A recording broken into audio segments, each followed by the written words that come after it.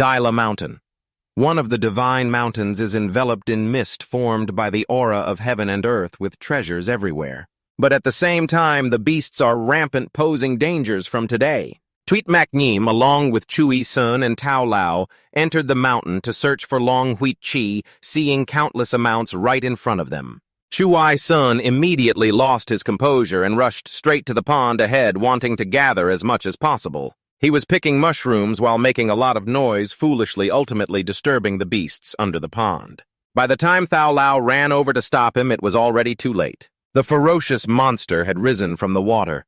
Chui Sun, who was previously bold, now could only scream for help, still unwilling to let go of the Long Huit Chi. Tao Lao ordered Tuit Makneem to rescue Chui Sun while he would handle the black dragon beast. However, its strength seemed to far exceed his, making Tao Lao struggle immensely. Realizing he couldn't win, Tao Lao quickly directed Tuit Makneem and yelled to Chui Sun, "Run away!" Then he was struck by the black dragon beast with a full-force blow, truly a pitiful sight. With lightning speed, it charged at the two remaining people. When Tuit Makneem thought that fate had destined her to stay here today, her savior appeared. A strong young man with an arm enhanced by the secret technique of Thung Vim Bate Tuot had appeared. Then he simply used a powerful punch to strike the head of the black dragon beast, causing it to fall immediately. Tuit Makneem and Chui Sun could only stand in silence upon witnessing this scene. Tao Lao, on a first-star martial general, had been defeated by that beast, yet this person didn't even bother with a weapon.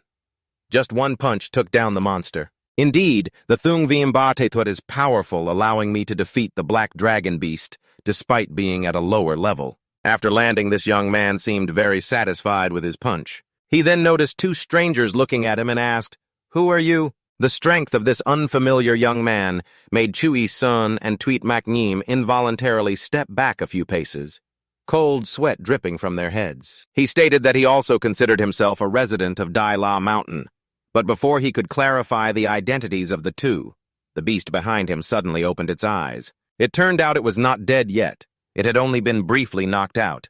However, the young man did not seem surprised or scared at all. Instead, he sighed in frustration. The strength was too inferior. Risking everything just allowed him to knock it out for a moment. But there's no need to panic because my grandfather is very reliable. As soon as he finished speaking, the black dragon beast was struck by a sharp sword, severing its head. This time, it truly had no chance of rising again. The beast's blue blood sprayed all over the young man, making him look extremely disheveled. After that, an older man gracefully lowered a sharp sword next to him. "Grandpa, you've gotten me all covered in blood," the young man complained. "Isn't it because I rushed to save you? Hurry and pull the teeth of that black flood dragon out, then come back to the inn. It's not convenient to talk here." He also began to notice the presence of the two unfamiliar guests. Seeing that this man was even more terrifying than the young man earlier, Tuit Makneem and Chui Sun took a few more steps back. At this moment, they suddenly heard a familiar voice. "Tuit Makneem, Chui Sun, stay away from them a bit." Turning to the left, it turned out that Tao Lao was still alive. It turns out that not only was there that black flood dragon, but also him. Indeed, there is fortune in disaster.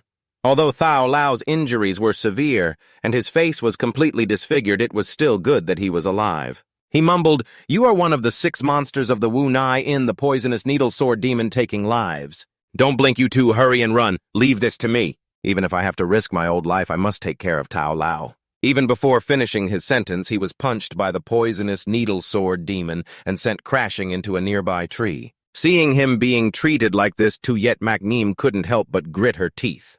But she and Chui Sun were even less of a match for those two. In the blink of an eye, they were bound by the power of the poisonous needle sword demon to the point where they couldn't breathe. A martial girl and 2 mediocre martial masters, the poisonous needle sword demon questioned, "What are you 3 doing at Daila Mountain?" Under this invisible pressure, Tuit Makneem immediately spat out a mouthful of blood. The young man was afraid someone would lose their life, so he stopped his grandfather. "Grandpa, don't just take people's lives like that." But the poisonous needle sword demon said he was only restraining Tuit Makneem, that the spitting blood had nothing to do with him. Furthermore, if he wasn't mistaken, Tuit Makneem possessed the extremely rare 9 yin body. It's just that her level is too low, so she can't suppress the yin energy that this physique generates. And Daila Mountain is a place of cold yin. Tuit Makneem must not be clear about her own physique. Coming here and daring to stimulate the martial soul led to the sudden outbreak of cold poison. The 9-yin body is extremely rare. This girl is valuable. Saying this, the poisonous needle-sword demon waved his hand, sending Tuit Makneem flying straight into her grandson's face. Chu Wai-sun went crazy seeing this scene. He had liked Tuit Makneem for a long time. How could he swallow this anger? "What do you want? Hurry and release Tuit Makneem," he shouted. The poisonous needle-sword demon moved closer once again, questioning Chu Yi-sun about why the three of them came to Dai La Mountain. At first, this guy was still tough, saying that even if he was beaten to death, he wouldn't confess. However, the poisonous toad-sword demon only slapped once, and Chu Yi-shan was already crying while explaining the situation, including the fact that the three of them came from the Divine Moon Academy of the Lam Royal City. "It is said that Mount Dai La has the precious long-blood chi, so I want to try my luck." As a result, he was slapped again and his whole body crashed into a nearby tree. The situation was no better than old Thao's. The poisonous toad-sword demon waved his sleeve. After all, they were not enemies.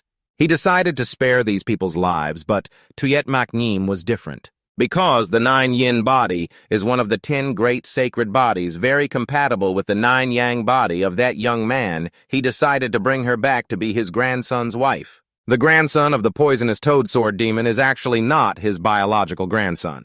He is so tin than a young man from the 21st century who has been lying around for 18 years. Later, he accidentally time-traveled, initially thinking he would become a young master or something like that after the time travel. But no fate had. So tin then fall into Mount Dai La, which is covered in ice and snow all year round, and he became the grandson of 6 crazy old men at the Wujia Inn.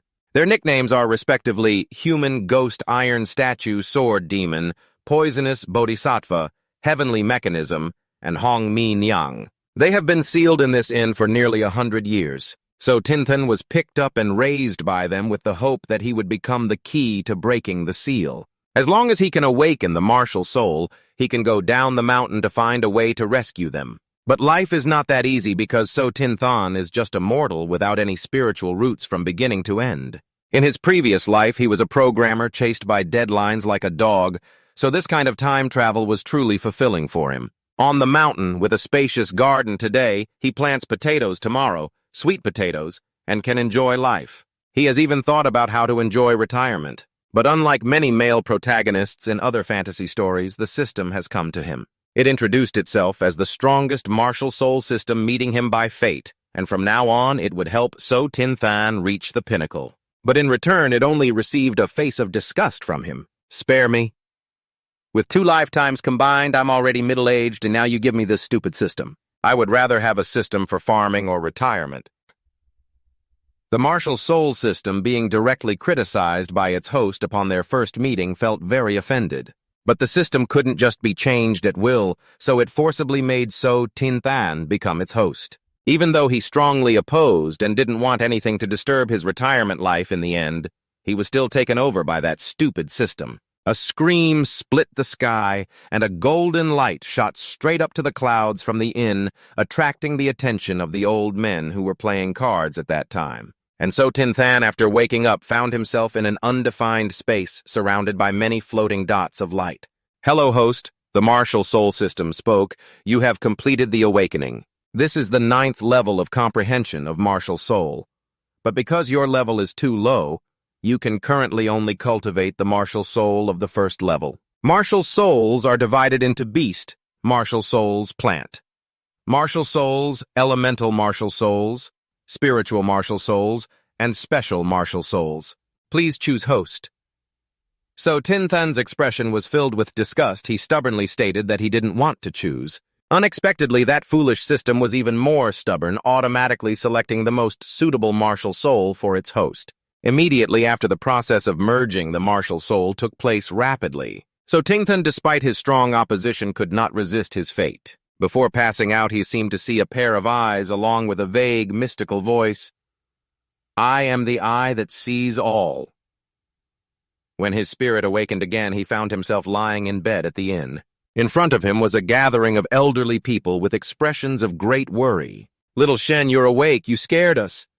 As soon as we entered the room, we saw you unconscious on the floor. Just the awakening of a martial soul could cause such a strong shock. No wonder you are my grandson, the poisonous sword demon. Nodding quickly show Grandpa your martial soul. It must be a very high rank, right? Then he placed his hand on So Tinthan's forehead and began to sense. But the result revealed that his martial soul was only at the spirit level, the lowest of the 9 levels of martial souls, respectively. Spirit level, mysterious level, earth level, heaven level, king level, and emperor level. The gathering of elderly people was extremely sad and obviously disappointed when the awakening caused such a big shock. Yet the martial soul was only at the low spirit level with low potential, only able to cultivate up to martial master realm for 18 years. Finally awakened, the result was just a spirit level. My grandson. They began to cover their faces and cry.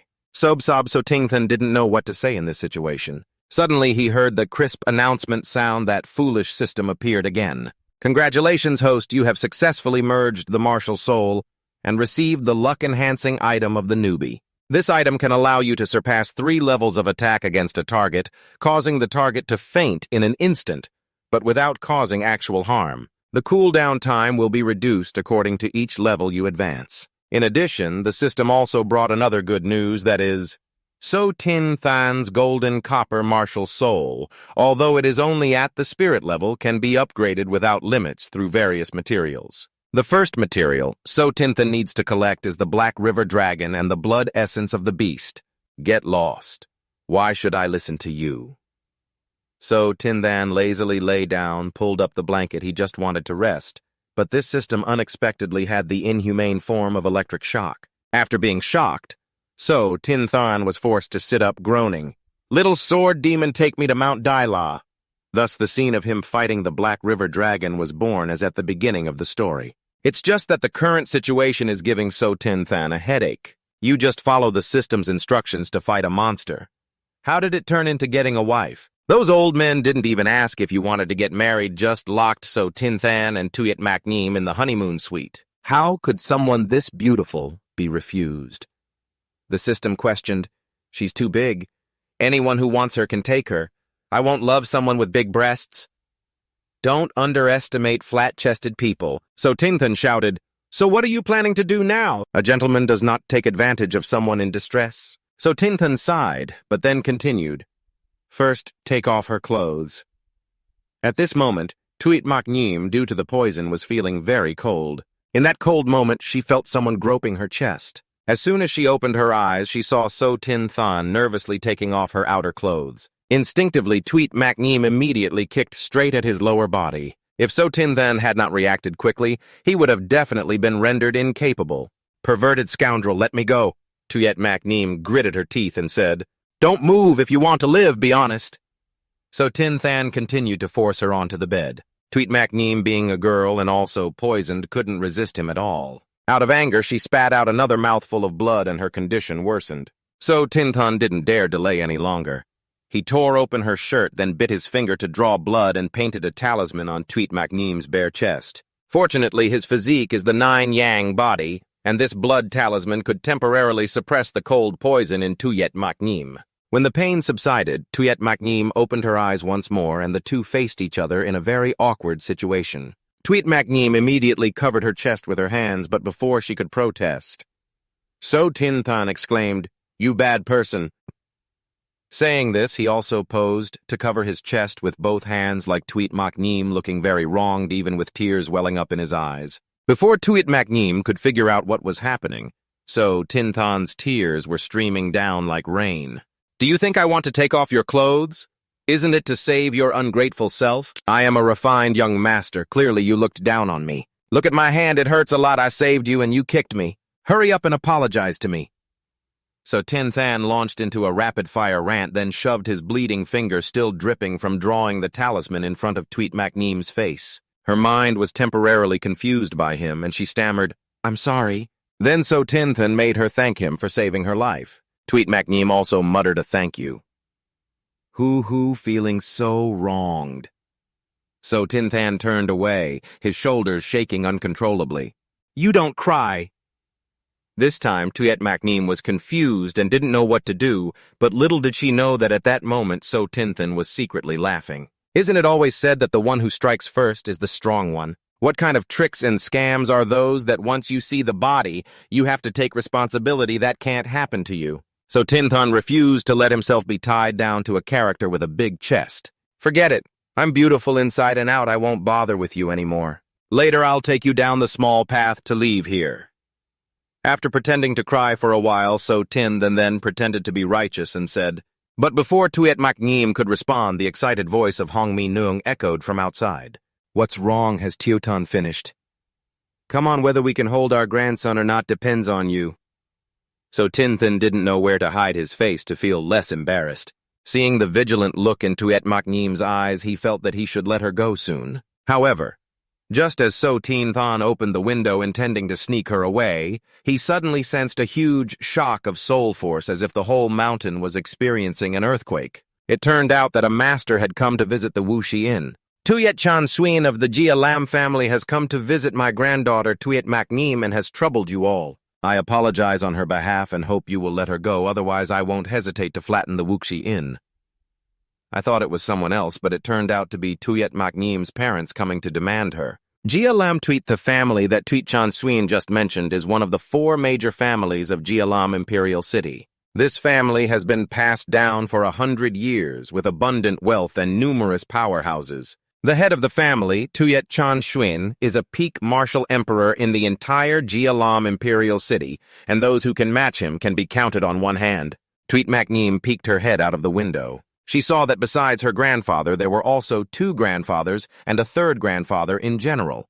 Her family's martial king-level powerhouses had gathered in half. Seeing this, Tuyet Maknim turned back to advise So Tinthan, considering that you just saved me, it can be seen that your nature is not bad. You should run quickly, otherwise, when my grandfather chases over here, he probably won't spare you. Chase over here, sir. A mocking smile appeared on So Tinthan's face. I fear that your grandfather doesn't have that kind of capability. The elderly group at the Wuxi Inn who were waiting for the grandson's fun were extremely angry when outsiders interrupted.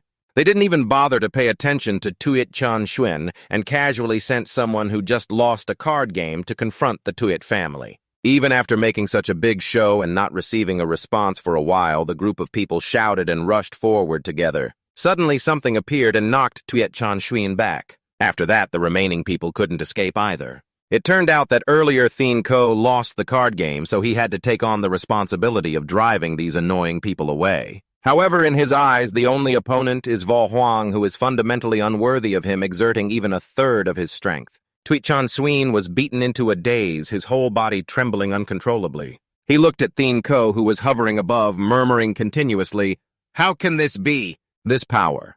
Who exactly is this person? Who am I? Why should I speak to someone like you who's about to sell salt?" Thien Ko revealed a wicked smile, but just as he was about to strike, a dark figure rushed in front of Tuyet Chan Suin. "Please, senior, show mercy." The family members rubbed their eyes in surprise. "Oh, isn't that the daughter-in-law they just brought back for So Tinthan? How did she manage to jump down there?" Suddenly at this moment, the Wu Nai Inn was enveloped by a mysterious smoke. When the smoke cleared, Thien Ko was tightly bound by a yellow chain, and the one at the head was none other than his granddaughter. "Grandfather Thien Ko." "I'm sorry," he painfully said before shouting to Tuyet Maknim, "Quickly, take your family away." After Tuyet Maknim and her family escaped, So Tinthan automatically returned to the inn, kneeling before his parent group. In everyone's eyes, there was a fierce killing intent. They didn't even have to lift a finger to take his life. So Tinthan found himself in this situation.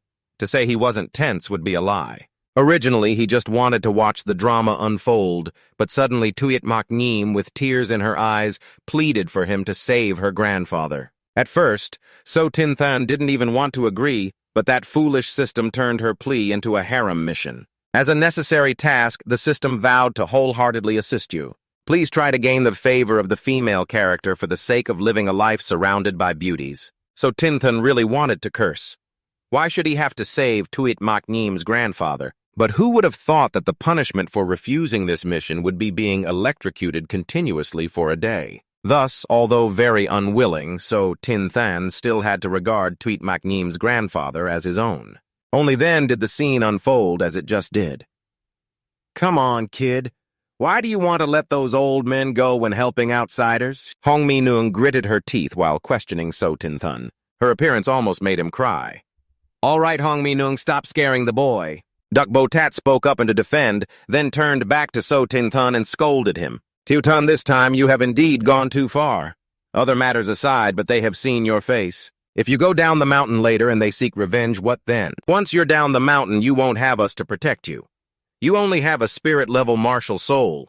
But because he reminded him suddenly, he thought of a way to satisfy the Parents' Association. Can't your martial soul level up, now that enough materials have been gathered? So Tin then immediately asked the system to help him level up. Thus, while Doc Bo-tat was still complaining, So Tin-thun's martial soul evolved into the mysterious level, and he had become a 3-star martial artist. The sword demon was the first to sense this change, after which the serious expressions on their faces all disappeared. Ha ha ha, it's evolved, it really has. They grabbed So Tin-thun and shook him back and forth until he felt dizzy. They are right to be happy, because after living so many years, this is the first time they have seen a martial soul evolve on its own. If the martial soul can evolve, then it means So Tin-thun's future will be bright. So they temporarily forgot the mistakes he made today, only feeling that So Tin-thun was truly sent from heaven to save them. However, just when So Tin-thun thought everything was going smoothly, he bumped into the cold smile of Hong Mi-neung. All right, now answer me, why did you want to let those people go? Indeed, no one remembers like women do. With her reminder, even the remaining old men recalled this matter. So Tin-thun couldn't give them a reasonable explanation, so he couldn't escape the fate of being punished by kneeling in the woodshed for being unfilial. Just when he was feeling sad and his feet were hurting, that stupid system appeared again. Host, please don't be sad. After going through these things, you will definitely gain the favor of Tuyet Makneem. I don't need her favor. The system is just talking nonsense, So Tin-thun shouted. But in Jialam, the Tuyet family has a lot of power. After the host descends the mountain, you definitely won't escape from them. The system began to complain again. It shouldn't be that bad. The old men wouldn't let those people go that easily. They must have left me a way out. Honestly, So Tin-thun guessed right when Tuyet Chan Xuan and his 2 younger brothers returned home, only to find that all 3 of them had been afflicted by the heart-devouring curse. This curse is usually not obvious, but in some cases it can trigger in an instant. Originally an ancient poison curse that had been lost, the conditions for triggering and the method of breaking the curse were all determined by the one who cast the spell.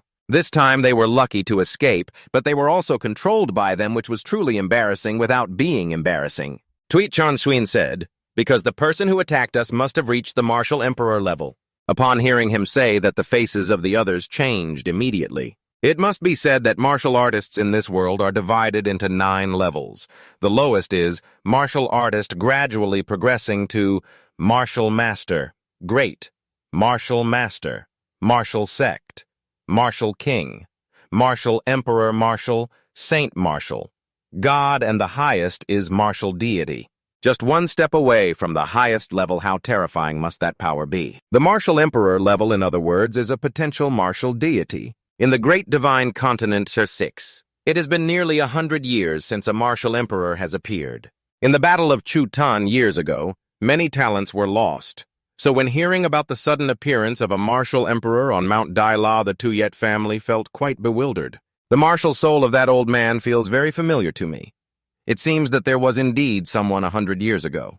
That is from the Tianji Pavilion, the second elder of the Tuyet family muttered. But before he could finish his sentence, Tuyet Zhenxuan interrupted, "Be careful with your words. The name of that demon cannot be casually mentioned. Moreover, he has been dead for a long time." In short, he felt that the backgrounds of the people at the Wunghai Inn today were not ordinary. Perhaps the conditions to trigger the devouring heart curse are also related to this matter. Therefore, Tuyet Zhenxuan requested that everyone present must keep what happened a secret and not mention it to outsiders. He would discuss it with the emperor when he returned and decide later. After saying that, Tuyet Zhenxuan turned to ask his granddaughter a few questions. Tuyet Makneem, did you say that there is a young man on Mount Dai La who has just awakened his martial soul? That's right. Tuyet Makneem nodded. The old man felt that perhaps this young man was the key point, so he sent someone to monitor the area around Mount Dai La. As long as there is any movement, they should report back to him immediately. A few days later, after suffering from sore legs from being punished to kneel in the woodshed, So Tin Than was taken to the waterfall for training. After learning that his martial soul could be upgraded, the Old Men's Association began to passionately work on a training plan for him. Due to being sealed for many years, their strength had also diminished, and the matter of breaking the seal was extremely urgent, so he was also pressured. Since being transported to this world until now, So Tin Than had never tried so hard, so his level quickly increased just a little bit more to become a martial artist. After sitting long enough under that icy waterfall, he finally returned to the inn. As soon as he opened the door, he saw all 6 elders gathered together, each with a serious expression. "Little Shen, we have discussed a bit. Today you should go down the mountain." So Tin Than was confused. Clearly, it was said before that he would only go down the mountain when he reached the martial artist level, but unexpectedly, the Parents' Association wanted to send him off so quickly. It was also because they had taught him everything that needed to be taught. Even if he stayed up here for a few more days, it would be of no use. All 6 of them felt that it would be better for So Tin than to go down the mountain and gain experience early, so they decisively pushed him out the door. So Tin Than was very distressed. There were quite a few high-level monsters on Mount Dai La, and it was extremely dangerous for him to go out alone. Due to the impact of the seal, the further the elders were from the inn, the weaker their strength became, and there was no way to protect him safely down the mountain. Therefore, they could only rely on the teleportation formation to send him directly to the Jia Lam Imperial City. Before leaving, they had instructed So Tin Than very carefully that this time down the mountain he must find 6 wind-breaking divine stones. According to Dak Bo Tat, one has already been obtained by the Jia Lam royal family, which is also the reason why the 6 people brought him directly to Jia Lam Imperial City. The whereabouts of the 5 remaining stones have been hidden in a ring, which also contains gifts that they gave to So Tin Than. Outside of Daila Mountain, dangers are everywhere. You must be careful. Moreover, Dak Bo Tat is good everywhere, but the only drawback is that he talks too much. Once you start, it's hard to stop. Seeing him rambling on Kim Kui had to shut him up. The teleportation formation cannot be maintained for long. Stop talking so much, Tu Tan. The task of breaking the seal is all on you. You won't let your grandfather down, will you? Of course, So Tin Than replied with a confident tone. The elders are waiting for you to return. After So Tin Than disappeared from the teleportation formation, Thien Ko could no longer hold it in and coughed up a large mouthful of blood. Just now he had used up too much power, which led to this situation. Originally, only those at the Martial Emperor level could suppress the power of the seal to open the teleportation formation. Fortunately, So Tin Than awakened his martial soul in time. He could still take you out. His strength had already been weakening, and this time forcibly opening the teleportation formation caused Thien Ko to drop to the Martial Saint level. The group was worried about Thien Ko until he suddenly threw his head back and laughed loudly. But thinking about the fact that I am the last to lose the Martial Emperor level, I am no longer sad. You are all weaklings, ha ha ha, still craving a fight at such an old age. Yun Kui had to do his best to stop Hong Mi Nung, or else a chaotic battle would definitely have broken out. The inn suddenly became noisy because of this. Only Dak Bo Tat and Kim Kui silently looked out the window. They were all worried about So Tin Than. Will Tu Tan return safely? He is a good child. I hope he can break the seal to save us, and I also hope he can stay away from danger a little. We won't tell him about the past. We just hope he won't get caught up in it. Don't worry, Tu Tan is smart. Nothing will happen to him. It's the new year. He might be enjoying the splendid fireworks in Jia Lam Imperial City right now. Kim Kui reassured his old friend, but none of them expected that Thien Ko's teleportation formation would send So Tin Than straight into a brothel. In his past life, he was a diligent programmer. After crossing over the 18 years of life had worn down all desires of So Tin Than. Although many things had happened, he remained very calm, not moved in the slightest. Yet now, when surrounded by beautiful women in the brothel like a pack of fairies, So Tin Than felt his whole body stiffen, his mind going blank. Until you hear the familiar notification sound, and that system pops up again. Host charge ahead. Collect all these female characters to make a harem. This crazy system, do you want me to be banned for 18+ content? I'm not that kind of scummy man. It seems that every time he interacts with this stupid system, So Tin Than has to shout loudly out of anger. After saying that, he immediately ran away and the girls in the brothel chased after him. Luckily, So Tin Than quickly hid in a room, temporarily escaping. System didn't? Grandfather Thien Ko want to take me to Jialam Huang Tang. What kind of place is this? So Tin Than questioned. Well, according to the location, this is indeed some kind of brothel in Jialam Huang Tun. Bringing his grandson to a place like this, that old man is really wicked. So, Tin Than muttered. If it weren't for the big karma, he would definitely go back to settle scores with him out of anger. But just then, a very familiar voice rang out from the adjacent room. So Tin Than immediately activated his golden bronze soul, looking through the wall, and then spotted someone familiar. Oh, this is the old man that Tuet Macneem calls Tao Lao. Tao Lao, I have been following the traces of Diem Ho for a long time and can be sure that that beast is hiding in this tavern. It's just that it disguises itself, making it hard to spot among the crowd, so I invited you to help, the person opposite Tao Lao said respectfully. Diem Ho is skilled at transformation and has a cunning personality. It is not easy for you to follow it all the way here. Rest assured, I will definitely help you catch it to atone for its sins. So Tin Than overheard their entire conversation. If he wasn't mistaken, the Diem Ho they mentioned was a demon clan. Living near Than Cho Te Luk for nearly 1,000 years, their beautiful fur is why they call themselves Diem Ho. Humans are as different as fire and water, and fires frequently break out at the borders. 100 years ago, during the battle against the Chuta clan, Diem Ho was surrounded and destroyed by the combined forces of the immortal clans, leading to their extinction long ago. The stupid system thinks that Diem Ho has long been extinct, but So Tin Than revealed a shocking news to it that Hong Mi Nung is actually a Diem Ho. At first, he wasn't very clear until one time he saw her drunk at the New Year's party and revealed her true form. At that time, he was informed by several other elders that Hong Mi Nung was a Diem Ho. In fact, even though they had lived together for 18 years, So Tin Than was still unclear about the background of his elderly household. They rarely talked about the past and were always tight-lipped with him. Putting that aside, So Tin Than saw that a few new people had arrived, and coincidentally, they were familiar faces. The newcomers this time were actually Tuyet Macneem and Chu Yi Sun. This world is really too small. So, Tin Than hurriedly looked for a cloth to cover his face.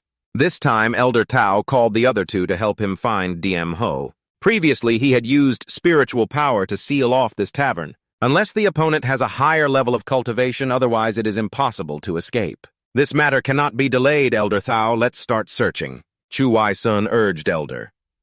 Thao agreed with a sound, then drew his sword, his gaze sharp as a knife, looking towards the room across two walls. Then he decisively slashed out, and the door blocking So Tin Than was instantly cut away. Let's start with this little brat who was eavesdropping. Thao Lao's eyes were fierce as he stared at him. So Tin Than cursed. How can this old man be sharper than a dog? Many people were attracted by the loud noise, but So Tin Than didn't expect to get involved in trouble so soon after coming down the mountain. The courtesan in this brothel keeps crying, "Dear guests, please stop hitting." If you keep hitting, the Zuanhung Lo will collapse, but the main characters in this fight were completely uninterested in hearing her. So Tin Than was busy running while Thao Lao chased after him, questioning why he had the guts to eavesdrop but not to confront, seeing him talk so much. So Tin Than requested the system to allow him to use the skill of showcasing power. But unfortunately, this skill had been used when he fought Hak Jiao Long and was currently on cooldown, which was a whopping 10 years. So Tin Than was nearly so angry, he spat blood, giving the system a loving look. The cooldown will shorten as I level up, so you better level up. What good is my bloodline? The system immediately retorted, thinking that this was indeed useless, and it seemed he would have to rely on himself. Immediately, So Tin Than took out the Phi Tien Quit technique that Hong Mi Nung had taught him. His agile movements momentarily stunned Thao Lao. So Tin Than thought he had shaken off his pursuer and intended to run east, where the soul power generated by Thao Lao was relatively weak, allowing him to escape. Who would have thought that just a second later he would catch up to him and scoff at the Phi Tien Quit, saying it was merely a cat's scratching technique. So Tin Than was knocked down by a blow from him, crashing hard to the ground, pain making him feel faint. Just as he pushed himself up to stand, So Tin Than accidentally touched something soft. He turned his head, and the scene at that moment not only surprised So Tin Than, but left everyone present frozen. He had just fallen into Diem Ho, revealing its true form. Diem Ho panicked and began to find a way to escape. So Tin Than thought that now that these people had found their target, they would let him go. But who would have guessed that Tao Lao was cautious enough to chase after it himself and instructed Tuet Macneem to catch him. Aren't you all aiming for that DM ho? Why do you still want to chase after me? So Tinthan lamented, especially since it was Tuyet Makneem pursuing him. Just when things were heating up, the system issued a new mission. This time it was also a mission to collect items to upgrade the martial spirit, and the required item was DM Ho Chi Huyet. Why didn't you say it earlier? So, Tingshen shouted. Just now you were holding DM Ho in your hands, asking for a bit of blood. What's so difficult about that? Why are you releasing the mission after letting it run away? The mission is released randomly, I can't control it. The system responded irresponsibly. So Tingshen felt that sooner or later this foolish system would cause him to lose his life. Well, for now, let's just kick Shui Mo Nian out and figure it out later. He took out 4 smoke bombs from his shirt, temporarily using them to obscure Shui Mo Nian's vision, then sneaked into the room right next door. So Tingshen knew that if he fought for DM Ho with these people, he wouldn't win, plus he had to protect his identity. Fortunately, before leaving, Hong Mi Nyang had given him the shape-shifting pill. Once consumed, it allows him to change his appearance and aura enough for him to blend in with the crowd. So Tingshen swallowed a shape-shifting pill. The pain engulfing his body made it hard for him to breathe. He endured the pain and quickly changed clothes to transform into someone else. But just then, the flimsy door was kicked hard by someone. Come out. Don't hide anymore. Don't think I don't know where you are. Shui Mo Nian barged in fiercely. At this moment, So Tingshen had just finished transforming into the appearance of a young girl. He was only wearing a thin set of underwear facing Shui Mo Nian in this awkward situation. Neither of them could say a word. Shui Mo Nian remained silent for a long time while So Tingshen was extremely tense. Fortunately, he had quickly taken off his outer clothes. Otherwise, he would have definitely exposed himself. After a long while, the other party finally spoke.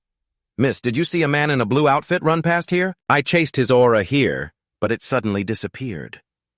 So Tingshen pretended to think, then replied no. But at that moment, he discovered that his voice hadn't changed at all. He hurriedly covered his mouth. Fortunately, Shui Mo Nian thought that a girl like him caught in such a disheveled state must be panicking, so she temporarily didn't see through the clues and planned to leave. But her intention to leave made So Tingshen even more panicked. Originally, he intended to transform into an old man to blend in with their group and find an opportunity to collect DM Ho's blood. But for some reason, he turned into a young girl like this and the difficulty level seemed to have doubled. So Tingshen didn't have time to think much and grabbed Shui Mo Nian's wrist. He tried to suppress his throat and forced out a voice like a young girl with a hoarse voice, then asked her, Are you Shui Mo Nian, the senior of Shenyu Academy? Have you met me before? Shui Mo Nian opened her eyes wide in surprise. So Tingshen saw this and immediately activated his acting skills like a movie star, crying and throwing himself into Shui Mo Nian's arms. Yes, senior. See. Save me. I am also a student of the God Moon Academy visiting my parents for the new year and unexpectedly encountered a villain. They threw me into this wolf den, swallowed me, and even poisoned me with my own voice. Luckily, I met you. I beg you to take me out. With tears streaming down. So Tinthan cried and hugged Tweet Makneem tightly, smearing all her tears and snot on her clothes. But this humiliation tactic of yours actually works. Tweet Makneem helped So Tinthan up and worriedly asked, Get up first. If you are a disciple of the God Moon Academy, then of course I cannot just stand by and watch. What is your name? In a moment of urgency, So Tinthan hastily made up a name called So Teach Ka. The system criticized your naming ability as terrible, but whatever, it's good to be trusted by the other party. So Tinthan, afraid of exposing herself, started crying again. Just then, the two of them heard a loud crashing sound from outside. The monster DM Ho is still running. It doesn't seem like that little brat DM Ho has been caught by Thao Lao yet. He ordered his subordinates to lock it up and then transfer it to the punishment cave. At this time, Tweet Makneem also took So Tinthan back out. Thao Lao is indeed impressive. He caught that monster so quickly. Tweet Makneem praised, It's nothing to mention, have you caught that little thief yet? Tweet Makneem was a bit disappointed, saying that she was useless and couldn't keep up because the aura of that little thief suddenly disappeared and she still hasn't sensed it again. Thao Lao did not blame her, as he felt from the beginning that the movements of that little thief were strange. Even though he didn't use force earlier, it was already abnormal that the little thief who only had the realm of a martial artist could withstand one strike. They surely would never have imagined in their dreams that the little thief they always talked about was actually the delicate girl standing behind Tweet Makneem. After talking for a while, Thao Lao finally noticed So Tin Thin. Tweet Macneem, fearing that he was still in a panic, then said, "She is also a disciple of our god Moon Academy sold here by villains. Luckily, she met me and she wants me to take her out." Thao Lao, surprisingly, did not suspect anything, only feeling angry that there were villains daring to target the disciples of the god Moon Academy. Then he called Tuyet Macneem to take So Tin Thin back with them first. They had tied up Diem Ho and now would leave this place as well. The group returned to the inn. Since he was in the form of a girl, So Tin Thin naturally shared a room with Tweet Macneem. She gave him a new clean outfit, then said, "Tomorrow morning, Chu Ai-sun will take you back. Chu Chu Senior will take me back. Then what about the senior sister?" So, Tin Than began to panic again. "I have to escort Diem Ho. Don't worry, Chu Ai-sun will protect you very well.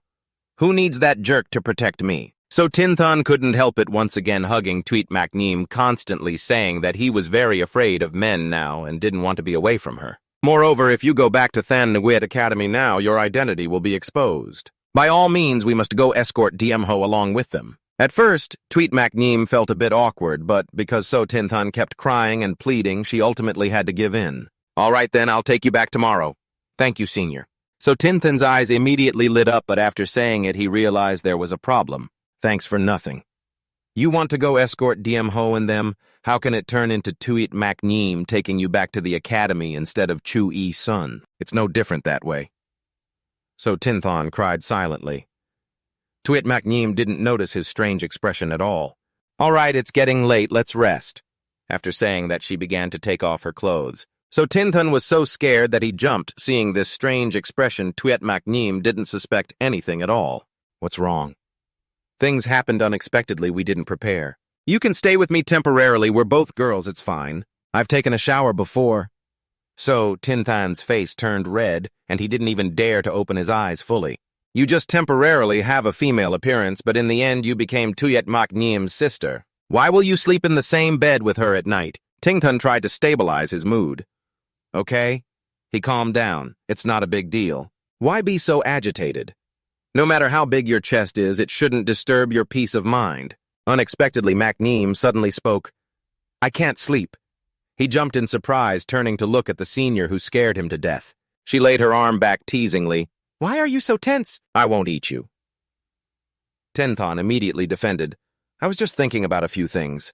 That Diem Ho looks like a little girl. She doesn't seem like someone who has done bad things."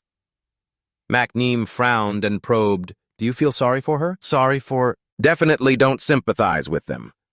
Diem Ho often pretends to be weak, taking advantage of people's kindness and then biting back. Many people have died because of her. They have repeatedly instigated conflict between the immortal sect and the demonic sect without any compassion. Don't be fooled by her appearance.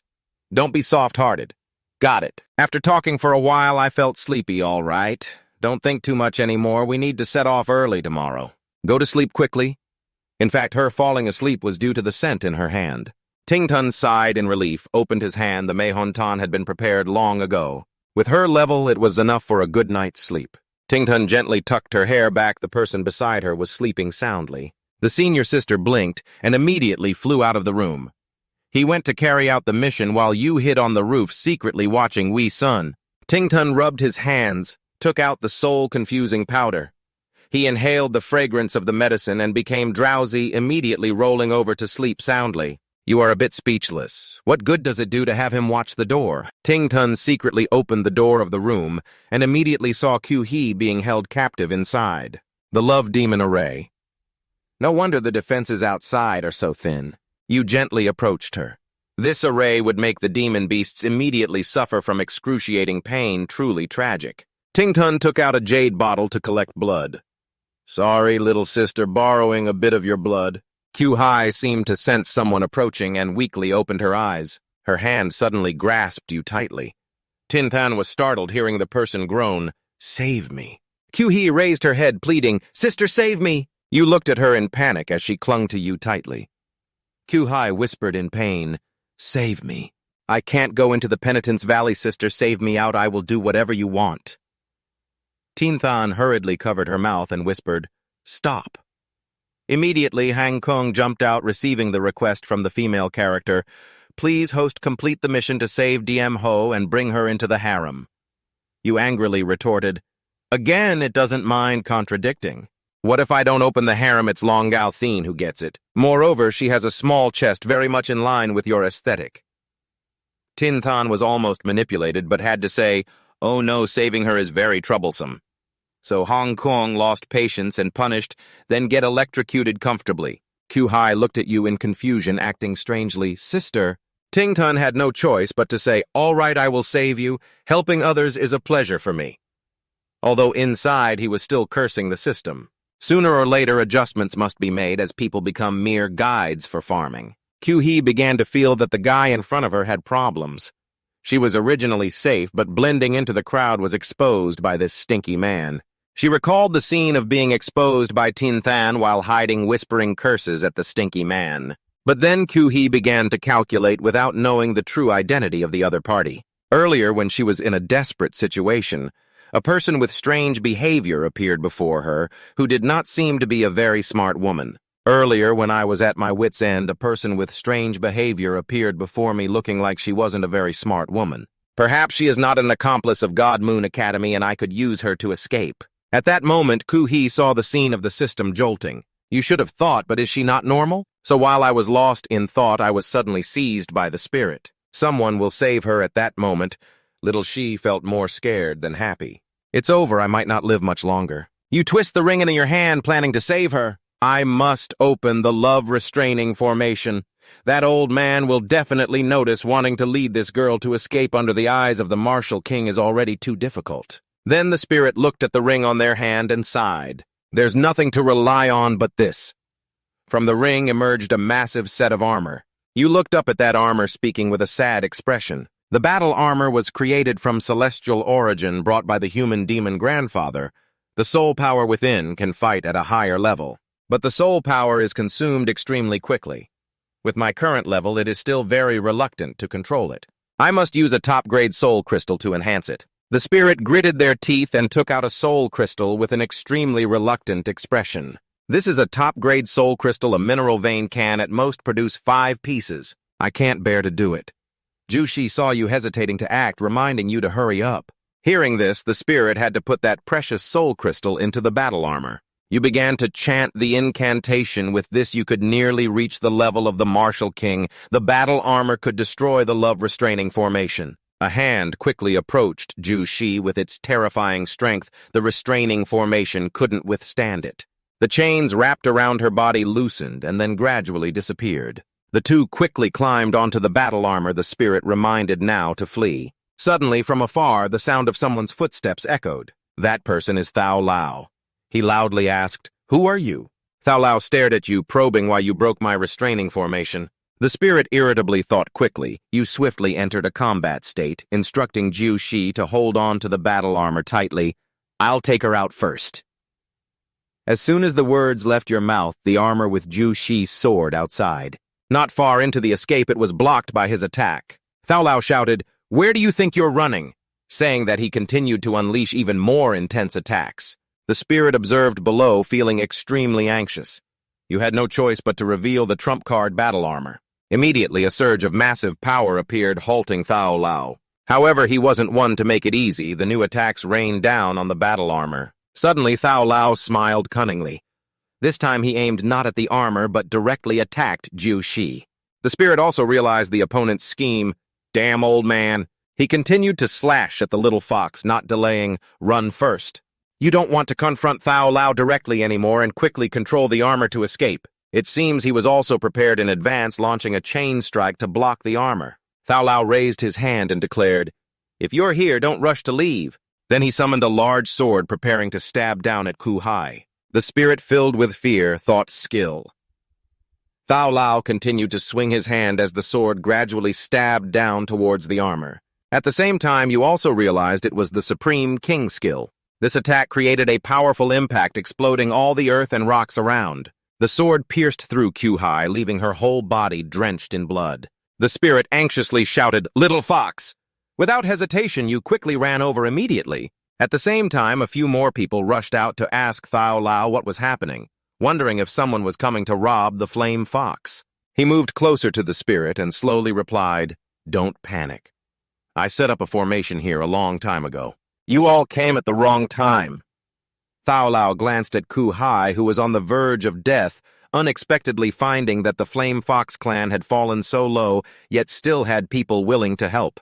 He didn't care much anymore, but unfortunately he couldn't take her to the Sinful Valley now. Earlier he had been too forceful.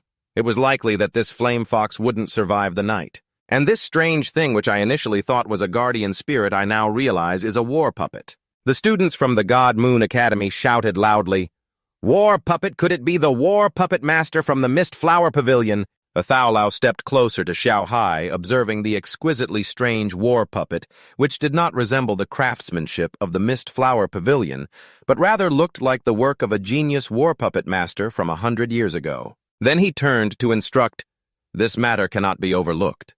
Temporarily take this back." While Thao Lao was distracted, a gigantic hand attacked him, punching through many layers of walls, sending Thao Lao flying into a nearby area. The students were still in shock, gaping at the armor. The senior brother standing next to them trembled as he stepped forward to assess the situation, not expecting that the armor could still move. The senior brother looked at the armor flying away and fearfully shouted, "How can it still move?" The spirit saw them like that and had to divert attention. It was going to attack Thao Lao again. "Seniors, hurry and help Thao Lao." They found it reasonable and turned back to say, "Then you stay here, we'll go and come back." You quickly replied, "Okay." Just after they left, the spirit collapsed to the ground. Hang Kwong anxiously asked, "Host, are you okay?" And you held your head and replied, "Just leveled up and controlled the battle puppet, feeling a bit dizzy." It could only sigh, having already bled from the 7 orifices. You have already consumed a large amount of soul power and forced to level up. Your body won't be able to handle it. It's still worth entering the martial artist realm. The power of the war puppet has also increased significantly enough to hold them off for a while. You didn't forget your mission. First, save the little fox. It seems that Ku He was muttering something discontentedly, and the spirit couldn't hear clearly, so he asked, "What did you say?" "I can't hear clearly." He anxiously asked Hang, "What should we do about Kung?" "I don't have any medicine to treat the monster she's about to stop breathing." He suggested, "You should form a blood bond with her. If the monster has a blood bond, its life force will be incredibly strong. This type of injury can heal itself." The spirit had no choice but to use his blood to try. He couldn't let her die here. He quickly drew blood from his tongue and smeared it on the opponent's neck. The spirit said gloomily, "I still want to ask her about Aunt Hong and DM Ho." The blood smeared on Ku Hai's neck gradually faded, turning into a seal. Next, the spirit cast a spell using his blood to merge with her body. The blue light of the bond gradually enveloped Ku Hei's body. The excessive blood usage left the spirit exhausted, causing him to collapse to the ground, breathing heavily. He thought tiredly, "The blood bond consumes too much. I have no strength left to carry her away." He could only think of a way, and Chien Koi turned back. He silently thought, "With the last bit of soul power, I will lead her out safely."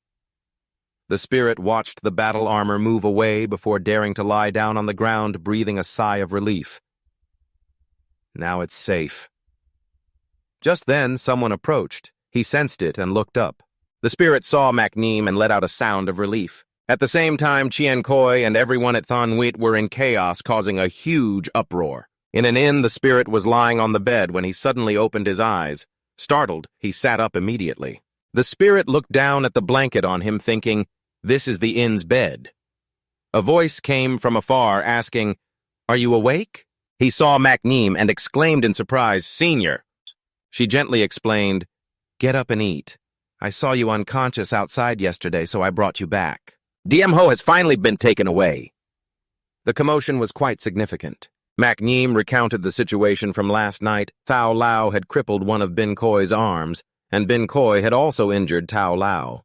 Right now they are still discussing this matter. "We must return to Thon Nguyen to report to the higher-ups." Her expression gradually became sad.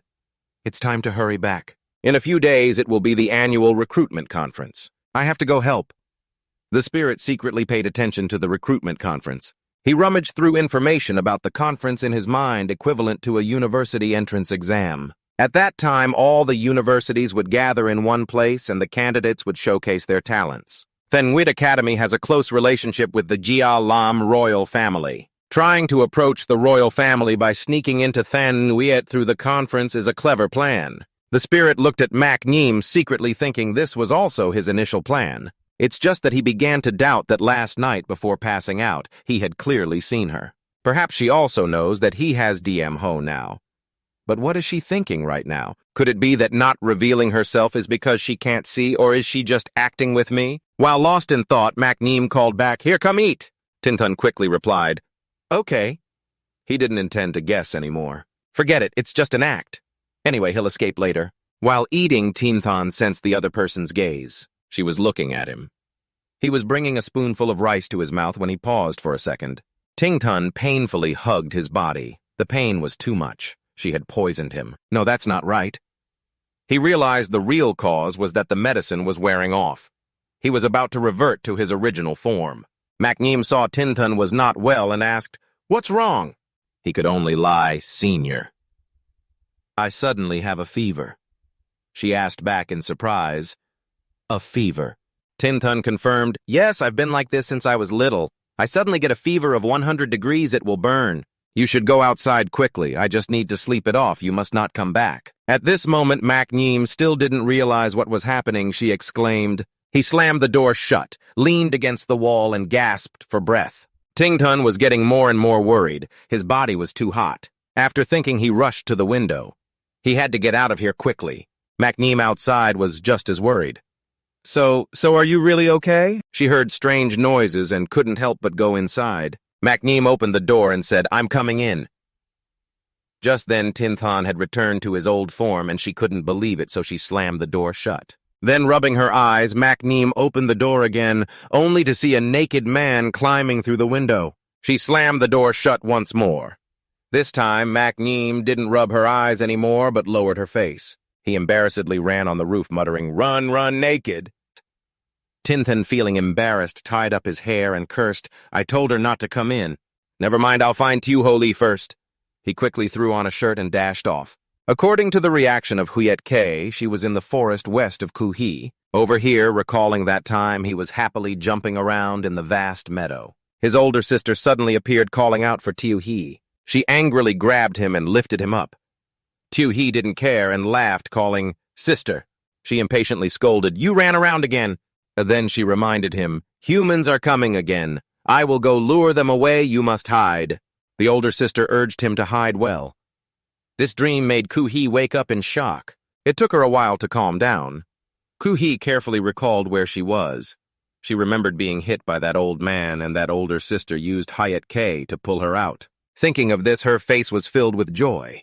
That's right. Although she didn't seem very smart, she was truly a good person, kind-hearted and gentle. In the future, I must repay the benefactor. At this moment, the spirit came to ask her, "Are you awake?" You happily said, "Just after capturing Chien Koi, you woke up and recovered quickly." The spirit asked with concern, "How do you feel now?" Before you could react, Kuhi quickly struck the spirit in the face, taking the hit head-on. You flew a distance away. The spirit incredulously asked, "What are you doing?" Kuhai was equally fierce, repeating, "I remember you now." She shouted directly at you. "The scoundrel who harmed me has been exposed, making the spirit even angrier." "What do you mean by being exposed? But the one who saved you is me." Kuhai yelled shamelessly, boasting the one who saved me is clearly that beloved, warm-hearted elder sister. You tried to explain she is me. I am a woman, of course. Kuhi doesn't believe it. "Stop being crazy, stay away from me." Reluctantly, you had to pull out those pills. She didn't believe it, and then the spirit opened her mouth to take the pill. Because you swallowed it too quickly, you choked, and had to hit your chest to relieve it. After that, the spirit aggressively pointed at her face, wide-eyed, looking at this. How do I let her know what a great lady is? You continued to provide evidence. If she still doesn't believe it, she can use the blood bond to check again. Just a little bit, I am a man. Kuhai seemed to be extremely shocked by this situation.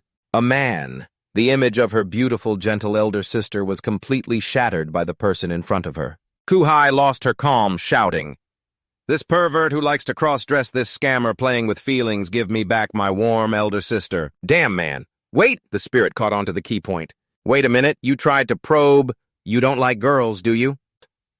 Kuhai didn't answer, but threatened, What does it matter to you if I like girls? The answer was clear, making the spirit so angry that he had a nosebleed. You couldn't take it anymore and cursed back. Do you have any manners? I am your lifesaver and also your master. Not even a thank you, you scold me and hit me ungrateful. Serves you right you were caught to face punishment.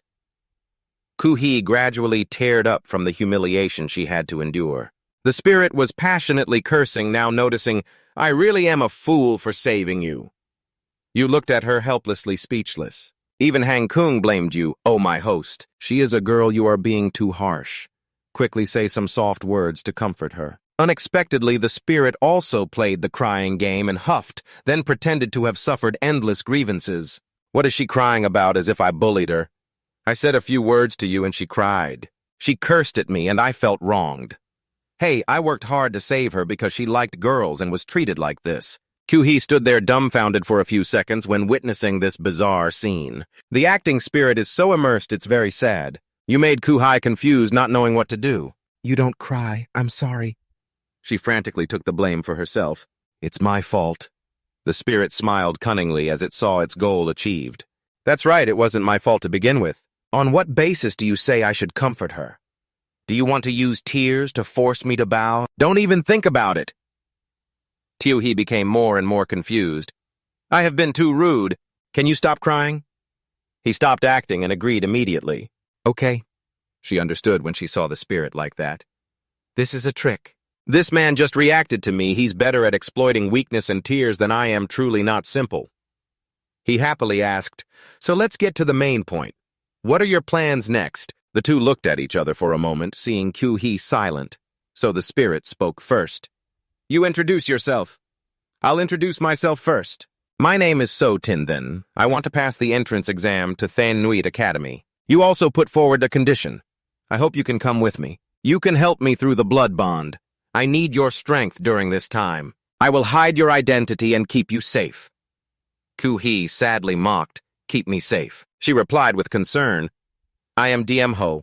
Leading me by your side, aren't you afraid I'll bite you back? The spirit didn't think so. Will you do that? Any race has both good and evil people. I won't blame DM Ho on you.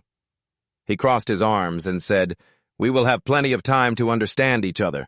I will see what kind of person you are, using my eyes to look and my ears to listen. But if you don't want to go, that's fine too. Ku-hee seemed to have made a strong decision. I will go with you. She nervously twirled her fingers. After all, I have nowhere else to go. It's just that I have one request. The spirit listened very carefully upon hearing this. Who would have thought it was such a strange condition? Can you keep pretending to be a girl? And he, of course, didn't understand. Are you dreaming? The scene shifted to a forest. The spirit sat in a corner of the forest, cursing, this little DM Ho is really climbing on top of others, acting like a crazy girl. Hang-kung didn't forget to add, the host can do it. You look too much like a girl, and the power of pretending to be a girl, you can't handle it. He raised his middle finger. Is the heat enough yet? At first glance, it's clear you're not a decent robot. It rebutted robot. Who told you I'm a machine? Hang-kung concluded, I am human. Who told you I am a machine? Hang-kung concluded with a statement, I am a human. Before becoming a system, I was a human from another world. But my world collapsed for some unknown reason. At that time, my master brain found me and made a deal with me. Li Hong-kung just needed you to become a system to nurture Long Nagao Thien, surpass all Long Nagao Thien, and I will rebuild your world so you can return. What do you think? I agreed with it? Although the memories before becoming a system would be sealed away, even my own name would be forgotten. I remember that there was someone very important waiting for me. To return to her side, I am willing to do anything. Therefore, I desperately learned how to become a system, and even earned the honorary title of an outstanding advanced system. Later, being valued by the main brain in this world, Hang-kung was disappointed. Unfortunately, I met you with a spirit and gaze that seemed to want to devour me. Are you looking down on me? I disregarded the tasks, and you recklessly engaged in fights without being able to help at all, and you still shamelessly criticized me. When I saw that gaze, Hang-kung hurriedly stopped him and explained, my help is really very weak right now, but this is really not my problem.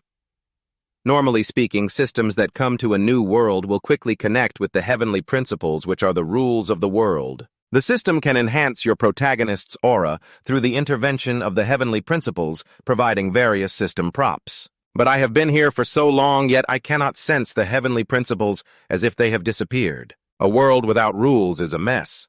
But this world operates in a very strange order. You wonder, is there such a thing? Go ask the main brain. Hearing this, it stated, I have reported it already, perhaps a reply will come soon. Don't worry about this, just focus on completing the tasks. These are all small matters. The spirit looked dejected. Yes, you see, Hong Kong pitiful. Telling myself that the world has collapsed, yet being dragged into such matters. His life is not easy either. The spirit empathized and promised him, all right, from now on I will try to cooperate with you so you can go home a bit sooner. Hong Kong was touched and thanked the host. You stood up and stepped forward. Let's go. I will go tell the little fox to prepare something. Above the tree where the spirit stood, suddenly a figure flew away. In an ancient Chinese-style village, Wai Sun excitedly called when he saw her return, Macneem, you're back, where have you been? Where is So-So, junior sister? Macneem replied. She said she wanted to go home for a bit. I took her out of the city. He was worried. Did she go by herself? Is it safe? Macneem assured, it's no problem, I gave her a protective talisman. Yi-sun felt at ease. You really are considerate treating junior sister so well. You are indeed gentle, Macneem said politely, just returning the favor. A few days later in Jialam Huangtang, someone sighed. It's really lively. There are many entertainment activities in the city being watched by everyone. The spirit excitedly said, Look over there, the Nine Joys variety show, Jiuxi replied dejectedly. Is this your first time in the city? You look so bewildered. You said while eating hawthorn candy. This is indeed my first time in the city. Why are you hiding it so discreetly? Jiuxi hesitated to explain. I'm used to it while revealing myself in places like this feels unsafe. Moreover, the admissions conference will have a lot of monks, I'm scared. The spirit pulled the cloak off and said, Cover your aura and even change your shape. What is she so afraid of? Jiuxi was startled by this unexpected situation. He immediately put on a serious face. What are you shouting about? Where did your initial strength go? Even if others recognize you as Yan Hu, you are still a spirit beast. My blood contract, even if the sky falls, I will bear it. No one can do anything to you later. Walk with your head held high and chest out, do you understand? Jiuxi shyly said, No need for men get lost. I'm in high spirits. He pulled her to the registration area. Let's go take a look. There was a large sign there with 2 people in charge. He smiled and said, Hello, we want to register. The spirit was quite surprised by the simple procedure, just fill out the form and it's done. When the registrar held up the paper, it required the registration of a martial master rank or higher, requiring a spirit rank of mysterious or higher. He excitedly said, All right, both of us meet the requirements. The guard gestured towards the magic circle. Then come in here. It is a teleportation mirror. Those who meet the registration requirements will naturally pass into the main hall. The examiner reminded, After filling out the form, please come in. The spirit was delighted. Put her hand in first to step through the circle, and he marveled that it was already filled with candidates inside. The spirit and Kuhi, quickly entered. There was a voice around, Another person has entered. They observed and sighed. So many people. Whoa. You looked up curiously. What is that? Hang Kong explained. It's a spatial secret realm equivalent to your exam. You will choose a secret realm to enter. Most of the secret realms are ancient battlefields in dire circumstances with many demons wreaking havoc, testing the overall abilities of the participating contestants. At this moment, someone spoke up. Contestants, please be quiet. A man stepped out from the magic circle. Today's registered participants are enough. Prepare well. The examination will begin shortly. I am Lu Ming from the Wujian Academy, the guide for your next steps. He announced the basic exam rules. In the secret realm exam, you cannot bring food or elixirs. The rest is unlimited. Please voluntarily surrender prohibited items. They will be returned after the exam. A candidate quickly stuffed food into his mouth. It was the buns his mother gave him. The spirit breathed a sigh of relief. Fortunately, I've finished my hawthorn candy.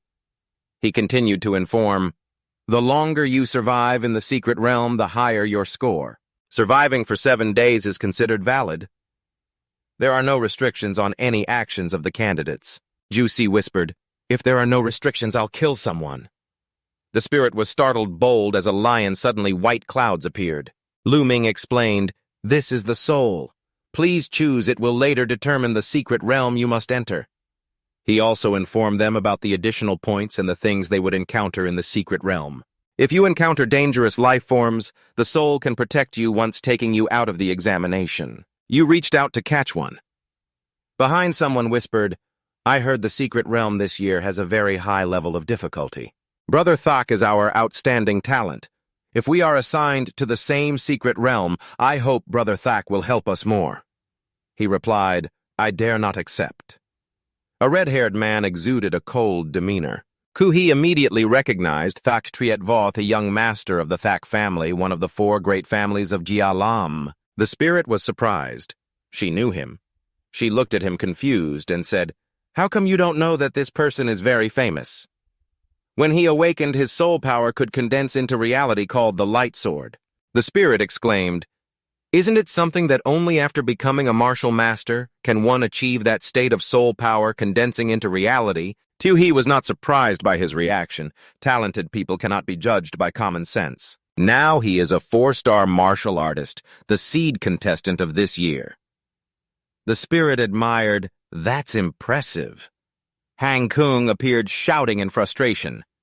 What is this? Host, you are the strongest, you cannot lose. Complete the mission, win first place, and break the historical record that has existed in the secret realm. I am Long Ngao Thien, who has never existed before.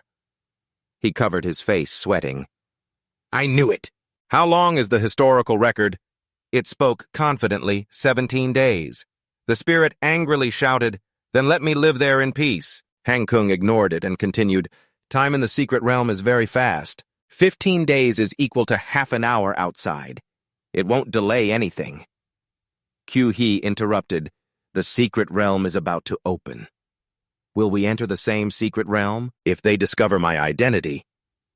He comforted her. Is there a blood connection? No worries, if not, the two of us will hold on to each other. After saying that, the two immediately held each other's hands.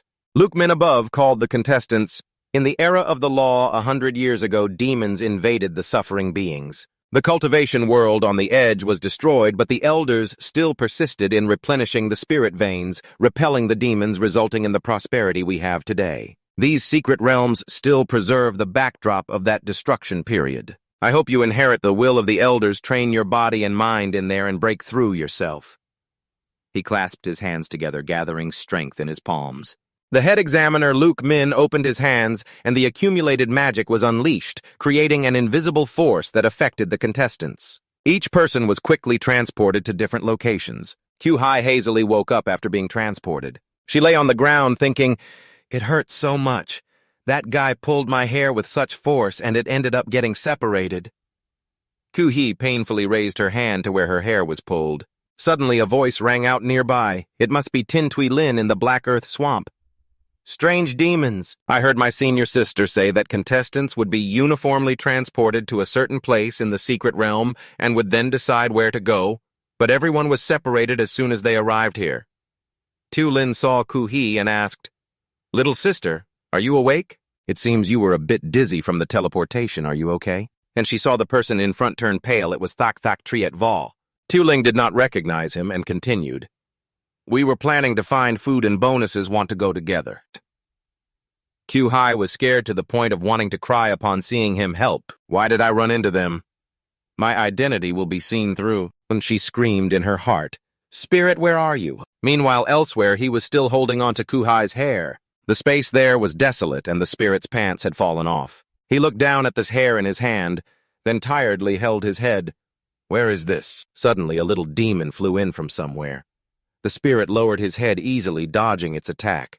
He raised his leg quickly, retaliating. A powerful kick sent the little demon crashing to the ground. Seeing the one attacking the spirit speechless, not knowing what to comment, he mocked, so weak yet trying to sneak attack.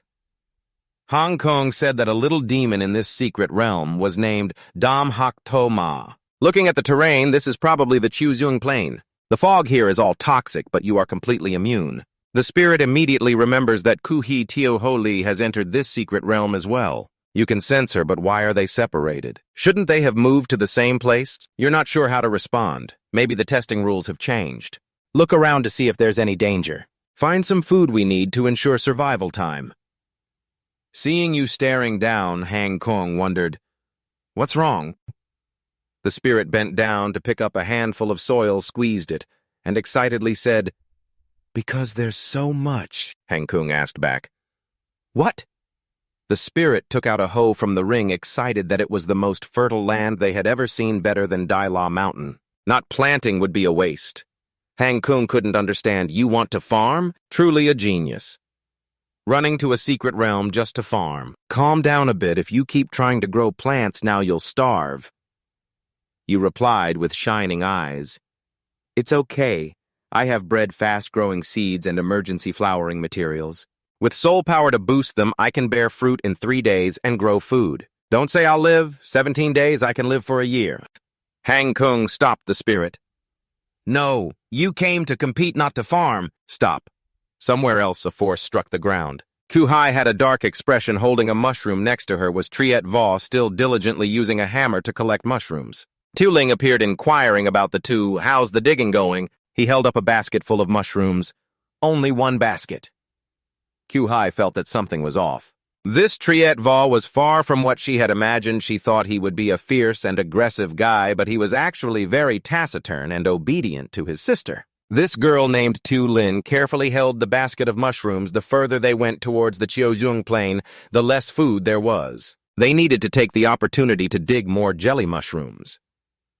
Just then, a contestant appeared asking how much they had dug up. This is still not enough. Everyone follow me. I'm a contestant who knows where there's food.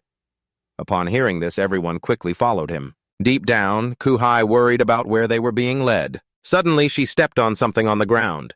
Kuhi frowned and lifted her foot to check. Upon realizing what she had stepped on, she immediately showed a look of disgust and quickly rubbed it off on a tree to get rid of it. Stepped in, Deng Tuling observed and realized there was too much waste on the road. She anxiously asked the leading contestant, "Where is this?"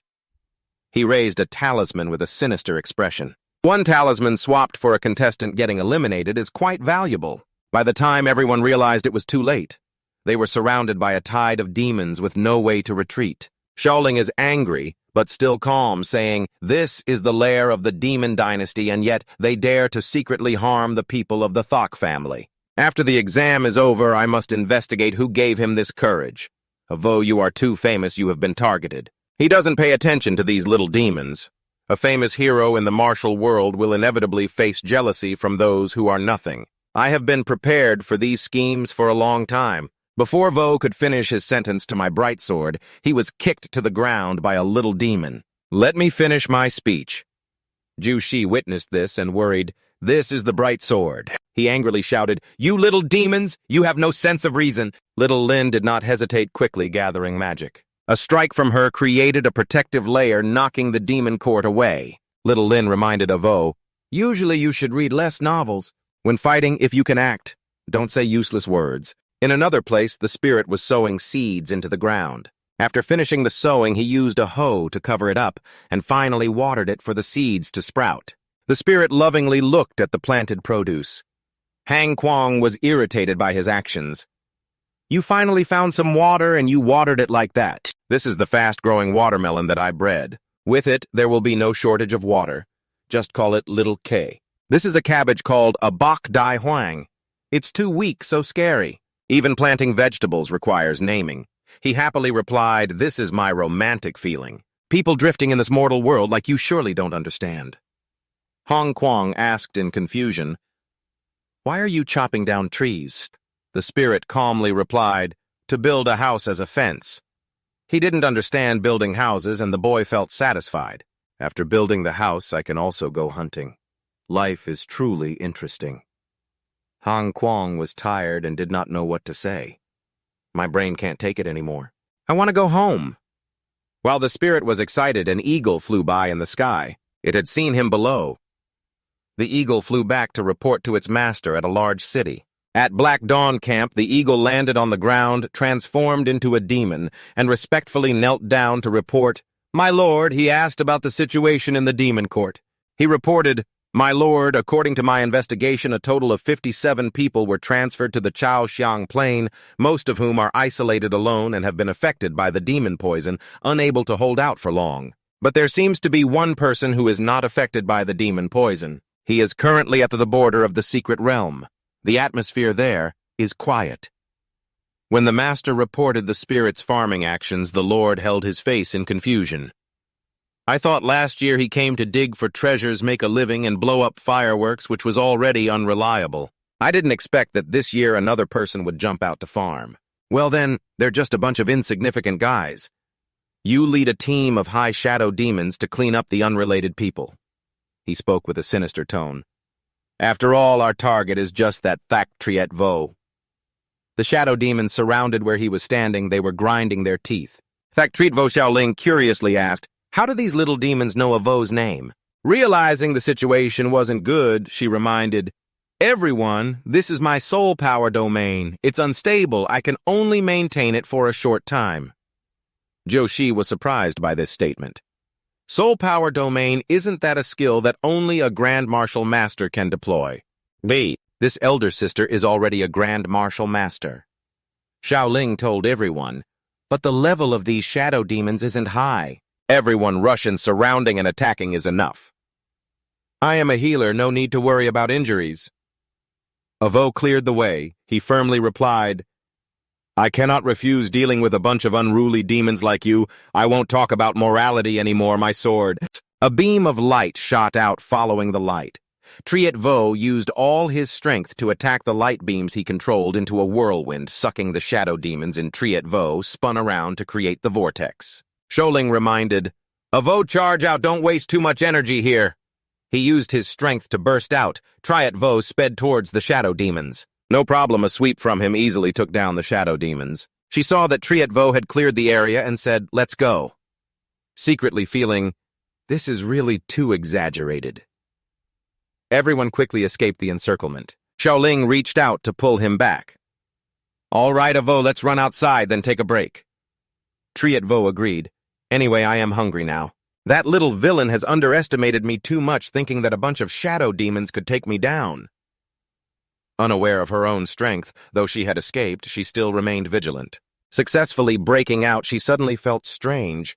How did the shadow demons in the secret realm know of Vo? Could it be that someone is plotting against us, colluding with the shadow demons? Impossible. Moving outside a small house echoed with the voices of the shadow demons. This is the place. Oh yes, they looked at the scene before them, laughing sinisterly, humans causing a stir. The spirit, while growing the tree, was excited. "My greatest happiness is to protect you as you grow up." He set a simple trap with bait being seeds. A mouse ran up to sniff the bait. It got trapped and was crushed by a rock. The spirit happily picked it up. Mouse Cake caught a field mouse. "Let's go home and make soup." Hang Kuang saw this and was speechless. He cheerfully turned to tell Kuang, "Don't keep a long face like that. Anyway, the master needs to live long in the day, causing a stir every day. Isn't it good? Look, my cabbage is about to grow too." When the spirit returned, the vegetable garden was completely destroyed, and the fruits were also damaged. "Your face is all black from witnessing your hard work being ruined. Several little demons are sitting in front of the house waiting. Why are you just staring? Are you scared?" Look at his useless expression. He is definitely frightened. The spirit is in tears before the ruined vegetable beds. My vegetables, the little demons, saw the tears, and this bald kid is crying now. Your vegetables, brothers, have already enjoyed them. They are very sweet. Not letting him laugh for long, a heavy blow landed on his face, making him spin around. The little demon went crazy, shouting, "You dare to hit me!" He immediately pointed at the spirit and shouted, "Brothers, deal with him!" A group of little demons rushed forward without hesitation upon hearing the command. Before they could hit, one of them, attacking from above, was knocked away by the boy. The spirit swiftly dealt with each one efficiently. In the blink of an eye, the boy was standing in front of the one giving orders. He turned pale, terrified, sweating. The spirit, with a cold face and a deadly intent, looked down at the little demon who was so scared he could only stutter, "How is it possible? You're just a martial artist.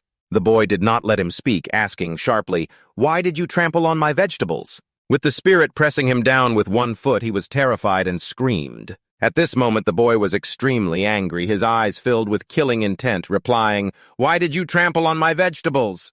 The little demon hurriedly begged the spirit to spare him. "Hero, spare my life. The king of Black Little Village wants me to kill you. If there's a grievance, it has a source. If there's a debt, it has an owner. If something happened, you should go find our king." The boy lost his patience and kicked him down. Talking too much, the little demon was pinned down to the ground, leaving only his head above. The space there fell into silence. Hang Kwang appeared, calling for the host. The spirit summoned a weapon from the ring. With a cold face, he commanded, "Warrior, activate." The warrior's arm around the spirit's arm was covered with large stones. The stones gradually vanished. Suddenly, there was a shock from his arm surrounded by fire. The spirit, though not saying a word, had a very grim expression. One eye turned yellow with rays of power. He engraved 3 words, "Black Little Village." The little demon was hit, spitting out blue blood. The warrior was now exhausted, casually looking at it. He wiped the sweat and recounted. "The little demons have been attacking me more and more these past few days. This is already the 5th time. The teammates beside him complained about being too hungry. Xiaoling was also exhausted and thought to herself, moreover, their levels are not high and their killing intent is not heavy. It feels like they are purposely trying to drain our strength. If we can't replenish, much continuing like this will not be good." Little Vo felt hungry and blurted out, "Is there anything left to eat?" She looked into the basket and replied, "There's only a little bit of mushrooms left. Let's try hunting later." Joshi felt thoughtful upon seeing this. Fortunately, he often went hungry before, so this little bit was nothing to him. "With the help of Blood Pact, I can endure for a long time without eating or drinking." The closer they got to the plains, the stronger the reaction of Blood Pact became. The spirit is there. Why is the situation here so dangerous? His side must be in worse shape. Suddenly her throat lit up, and Jushi looked at what was pouring out in panic. What was happening? "My soul power is being consumed quickly. Have I encountered danger through Blood Pact?" The spirit is using its ultimate move, hands clasped together, radiating fire. The group of demon tied in front charged forward simultaneously, their faces fierce. The spirit punched one in the face with its left hand and struck another directly in the eye with its right. The little demon didn't react in time before his hand reached out. Before realizing what the spirit just did, he saw it bleeding from the nose. He struck quickly like lightning. The little demons were defeated one by one. Seeing its side at a disadvantage, it angrily gritted its teeth and cursed, "Hateful humans, I'll go all out against you." After saying that, it charged at the spirit. He glared at the little demon that was biting him, feeling the killing intent. The spirit bit back and shouted, "Is biting the only thing you know?" The little demon didn't expect this situation, hurriedly fled and cried for help. "Help me!" Suddenly, a beam of purple light flew in from afar. He quickly noticed the spirit's disdain swatting away the purple thing. Suddenly, a voice laughed.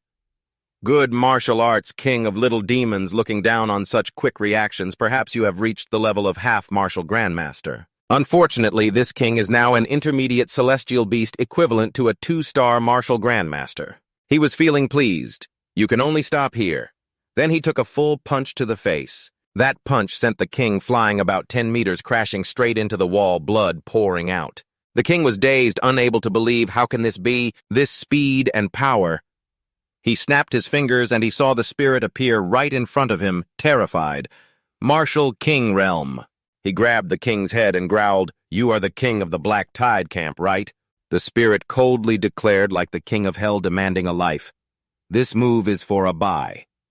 The wall could no longer withstand it, gradually cracking more. Finally, the dent shattered into a huge hole. He executed each move seriously, declaring, "This is for Xiaoxi, for Da Huang, for Zhuang Zhuang, for Chao Chao, for Da Ye, for Xiao Bo. Get up, it's only been a few moves, don't faint. Remember this. You can trample me, but you cannot trample my vegetables." Now the spirit clenched, both hands flames bursting forth. He dropped the vegetable bag in front of him. The king stared blankly as the spirit commanded, "Sincerely apologize to them." The great king, with a face full of blood, stood there in shock. "Please, excuse me. Excuse me for the leaves," but he still complied. "Please, I'm sorry." His spirit was still angry and dissatisfied. "There is no sincerity at all. You do not respect the fruits of my labor, ordering others to maliciously destroy my fields. trample on my vegetables, and now you apologize so casually it seems you haven't been beaten enough. The great king was terrified. No, I was wrong. Old man of the vegetables, I was wrong, sir, please forgive me. Now he just noticed little demon turning pale beside him. His spirit loudly ordered, "What are you all still standing there for? Come apologize as well." The sound of apologies echoes to my old man of the vegetables. I'm sorry to my old man of the vegetables. I was wrong. I won't dare again next time. He stood there with a serious face. Ah, Bai Zhuang, I have avenged you. His spirit clasped his hands to bid them farewell. Suddenly, he felt something unusual. Why could he sense a faint wave of soul energy below this camp? The spirit grabbed his hair and pressed, "Wait a moment. What's down under the camp?" The great king avoided eye contact, stammering, "No, there's nothing." He delivered a slap without mercy. He cried out in pain. "The basement beneath the camp has a cellar that stores a bit of food. There's really nothing else." The spirit gently stroked his chin, feeling intrigued. "Is that true? I don't believe it. Take me down to see." As he walked, he said, "Do you mean groundhogs or the demon spirits? You know how to dig, huh?" The great king replied, "You're joking. Look here, just a little food. There's nothing else hidden." After that, he turned to say, "Let's go up."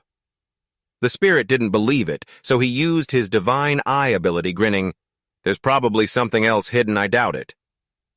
He kicked hard right where he was standing. The wall across began to glow red. The red chains immediately became clear. The great king trembled, and the spirit spoke, "You're quite cautious, even using a formation to conceal and cover the eyes and ears of others, but my divine eye is still quite good. What treasures do you have here? Let me see what good stuff you've hidden."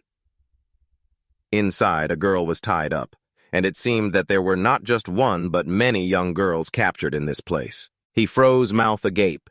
"The enemy's guest guards, I recognize you a contestant who can help us. We set up a formation in the plains and were hit by a poison attack. Ambushed by a group of demon spirits, they killed all the southern contestants and locked us up here." Suddenly, a strong person appeared before the host. He interrupted. "Understood, understood, understood. Save her, take her into the harem, right? I will help her." It retorted, "No, definitely take them all in." The spirit reddened his eyes.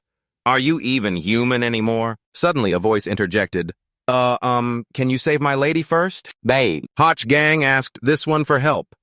"It's the third Princess Lam Kui of the Gia Lam royal family. After she was poisoned, she started to run a high fever. Without medicine, I can't treat her. If you can help, I will be very grateful." He was flustered. A member of the royal family of Dai Vuong was suspended on a pole, humiliated with a sign around their neck stating, "Kidnapping women." Stepping on the Ma Mountain, the despicable Chiu Ma below looked frightened, sweating profusely. On this side, the weak spirit couldn't find a clean bed, so they placed her on this table temporarily. Hot Kang did that. According to the gratitude of the friend seeing the poisoned state of Lam Kui, he explained, "Usually people affected by poison will have their soul power diminished, but the princess is experiencing a continuous high fever and remains in a coma, initially wanting to transfer the soul spirit to her, but the soul spirit seems to have lost its effectiveness." Hot Can questioned. "Although the princess is noble, she has been very healthy since childhood. How could she be so weak?" The spirit speculated that it might be related to the components of the poison. "I have analyzed the poison and found that it is generated because..." He rested his chin on his hand, looking dangerous. The judgment of the M.A. Tide, she punishes people repeating the mental judgment clearly. The M.O. Tide likes to defecate everywhere. Their excrement doesn't have a strong smell, but it easily produces a mesmerizing gas. The mesmerizing gas then floats in the fog. In the plains, this mixture creates the poisonous tide. It could be that the princess has never been in such a dire situation, so she was poisoned to the point of fever. Hak Kan, upon hearing this, was so scared that he broke into a sweat. This is nonsense, but it makes quite a bit of sense. It was also the Highness who was knocked out by the excrement. "So may I ask how to resolve the poisonous tide?" The spirit sincerely responded. "It's not difficult to resolve, but in this environment, even if you detoxify, you will be poisoned again, not getting to the root. She is getting hotter and hotter, then we can only leave the Emma Tide Plains." He continued calmly. "It doesn't need to be so troublesome. I have a way to detoxify the poisonous tide which is farming." After saying this, the spirit's expression remained unchanged. This is the second time Hachkan is stunned speechless, making him unconsciously recall after entering the secret realm I have always been growing vegetables. During the growth process of the plants, it will absorb the toxic gas and release spiritual energy. If it is a spiritual herb with spiritual energy, the detoxification effect will increase significantly. Just in time, I have this secret weapon, the accelerated medicinal seed, which can bear fruit in 1 or 2 days, saving everything. In this life, I will not refuse. I want to completely resolve this poisonous tide, detoxify the toxic gas, and return the blue sky to the secret realm. I hope you friends will help me. The spirit clenched his fists, calling for everyone to plant vegetables together. Hang-kun couldn't help but appear, reminding the host that I told you to take them into the harem, not to drag them to farm. It observed your disgusted attitude, starting to ramble. Seeing that your negative attitude towards the harem now has the latest encouragement mechanism for the harem. As long as you can make the girls in the mission reach the standard of goodwill, you can receive an opportunity to draw rewards with generous rewards. The spirit of disdain is evident. What good reward can you possibly have? Hang Kwang is tempting, for example, with some divine tools for farming. You are attracted by these words, flattering Brother Kwang. You are truly my biological elder brother. Collecting goodwill is no problem. Just pay attention. The guest guard then asked, "Isn't it a bit unrealistic for you to grow vegetables? We have never farmed before, and moreover, we can't grow much." The spirit is calming. The issue is not big. Farming is not difficult. This is the agricultural book that I wrote. Everyone take a look. Learning must go hand in hand with doing. Tomorrow, everyone can see how I farm. As for manpower, it needs to be expanded. The most indispensable thing is manpower. The Chiu Ma group over here is still busy discussing. With the king in this state, we won't be killed, right? The king is tied up too enticing. The scene shifts to 10 days later with someone moving. The group from Triet Va has finally arrived after much hardship. He announced, "We finally made it. Ahead is Hak Chiu Tri." Tiu Ling looked around cautiously. The situation here is much better than I imagined. There are very few hostile spirits, and I don't see any evil spirits. Aren't the bizarre beasts in the plains supposed to be the highest difficulty? Being overly cautious is strange. I heard there are several evil spirit kings in the camp close to the level of Votong, so we can't let our guard down. Little did he know that the dangerous king had already been dealt with. The warrior gave the order, his gaze firm. "Let's go, just be a bit careful. I also want to see how tough Hak Chiu Tri is in this secret realm." The scene shifts. On the left side of the gate is a plaque overhead with densely packed golden characters. The right side is no less impressive, forming a couplet. The two looked up at the grandeur of the camp gate, both stunned and visibly shocked. They gradually stepped closer to the gate of Hak Chiu Tri. Trukva and Tiu Ling focused their gaze ahead. Hak Chiu Tri, a voice called out, "Do you want to enter the camp?" Trio Maja welcomes you. "Hello, welcome to New Hak Chiu Tri. I am Trio Ainung, reception number 10. He adjusted his glasses happily, saying, "Oh my, you are Triet Vol, right? I have seen your paintings." He was hospitable, grabbing his hand. "We all know you come in quickly. The supervisor of this department is waiting for you." Triet Vol was bewildered. "What?" Ainung enthusiastically pulled him along. "I won't harm you, just work and you will have food. Many candidates have come to grow vegetables with us. Look, come in and take a look." Triet Vol struggled. "I don't want you to let go." But he still wouldn't let go and kept going. At that moment, Hoch Kan walked in, saw the scene, and called out, "Thak Kung Tu Tui Tiu Tu, everyone is really here." She was also surprised. Chief Guard Hoch Kan and Tiu Ling observed the clothing on her. Hoch Kan shyly touched the shirt, explaining. Master So said, "This is the uniform of research staff. It's a long story. Let's go inside and talk. It's very safe here." Kyu-hee was sweating. "Is this so someone I know?" Moving to a different location where there were many trees and crops, a tam was in the field, sweating a bit enthusiastically, greeting Hakonung. He pointed at Atu, yelling, "Hey, why are you peeing everywhere? You really have no qualities at all, ruining the public environment. The public restroom is right next door and you've completely forgotten the lessons from the instructor, haven't you?"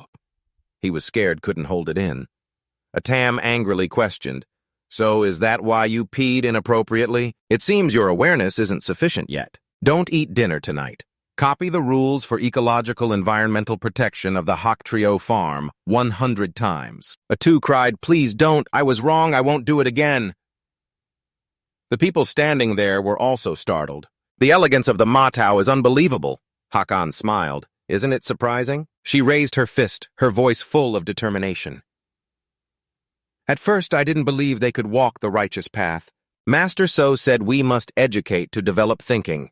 For Trio Ma, I even feel they are untrustworthy. But the truth has proven we cannot discriminate against Trio Ma. Any race can be united because we all aspire to the beautiful blue sky. Under Master So's guidance with sufficient thought strength, wisdom, and charm, Hak Tho Ma Chiu will definitely be able to start a new life. Hakan's determination made everyone feel illuminated. She excitedly took Tulin's hand. Let's go, I'll lead everyone to meet the great master, so together we will build Hak Tru Tri. She was pulled away, confused, asking, what? Each guide moved to the new location. The inside buzzed with comments. We must use the juice from the bimbip plant with alum. The spirit of painting nails while guiding, applying a few more layers of color will make it very bright. Apply it on the hands, and after a few days it will fade. Tu Hua looked at his hands and exclaimed, so beautiful, master. So you are amazing. I can't create this color. He proudly said, it's just a skill not worth mentioning. Even Han Kung had to praise, you really know a lot. I told you to date those girls, not to be like sisters with them. You are the king of the harem, not just sisters. The spirit looked at the display index and proudly said, but the progress didn't slow down. Look at this favorability! It immediately yelled, you are so despicable, shameless! He perked up his ears playfully, saying, great talk more. Han Kung was even angrier. You are playing tricks on me! Outside, Master So and a few others, including Thach Kung Tu, had arrived. Hearing that, it gradually faded away. Hak Kan happily introduced, this is Master So. So Tin Than recognized an acquaintance.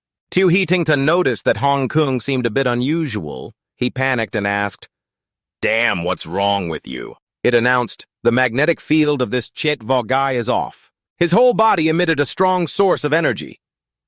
Then a sphere-like object appeared and strongly impacted Hong Kong. Sure enough, this is a high-level system prop luck transformation, the spirit said with some doubt. The prop of the green circle system is getting bigger. The spirit was confused. Transforming fate. What is this? Han Kung explained. It can take someone else's fate and transfer it to the user. The prop is a high-level prop. Only with the help of heavenly Tao can it be created. Many Long Ngao Thien became fate trimasters thanks to this. He wondered, does this mean that Chiet Vo has a system even stronger than you? It replied, impossible, I can't sense any system on him. If there were another system when I arrived, it would have been ejected, and it wouldn't be able to enter this world. Moreover, Chiet Vo is not a user of fate transformation. Attention focused on him. He is someone whose fate has been robbed. Hak Kan confusingly exclaimed, Master So, the spirit was deep in thought. Indeed, he has been targeted by someone. Earlier during the exam, didn't you notice anything unusual about him? Maybe after he entered the secret realm, someone changed his fate. Hong Kong nodded in agreement. That's right. You should probe a bit, ask him first. The spirit stepped forward friendly. Thach Kung Tu, nice to meet you. Cheat Vo clasped his hands in greeting. Master, so nice to meet you. On my way here, I heard Hak Thi Wei speak about you. I admire you. To save all living beings in Ma Trio, you led everyone to brew wine, grow vegetables, and cleanse the poison of the tide. Truly wisdom and benevolence compared to someone like me who only cares about passing the exam. You are not even 1/10,000th of a part in heart or sight. The spirit was surprised by his enthusiasm and excitement. What's wrong with this guy? He keeps rambling. Truly. A great hero. Impressive. Q Hai felt embarrassed for him. A series of expressions changed continuously. He was a fool. The spirit thought happily. No wonder he was so easy to deceive, the biggest fool ever. He laughed loudly in response to Thach Kung Tu. You're too modest. I just did what a righteous person would do. Any scholar could do it. You and I are allies from now on.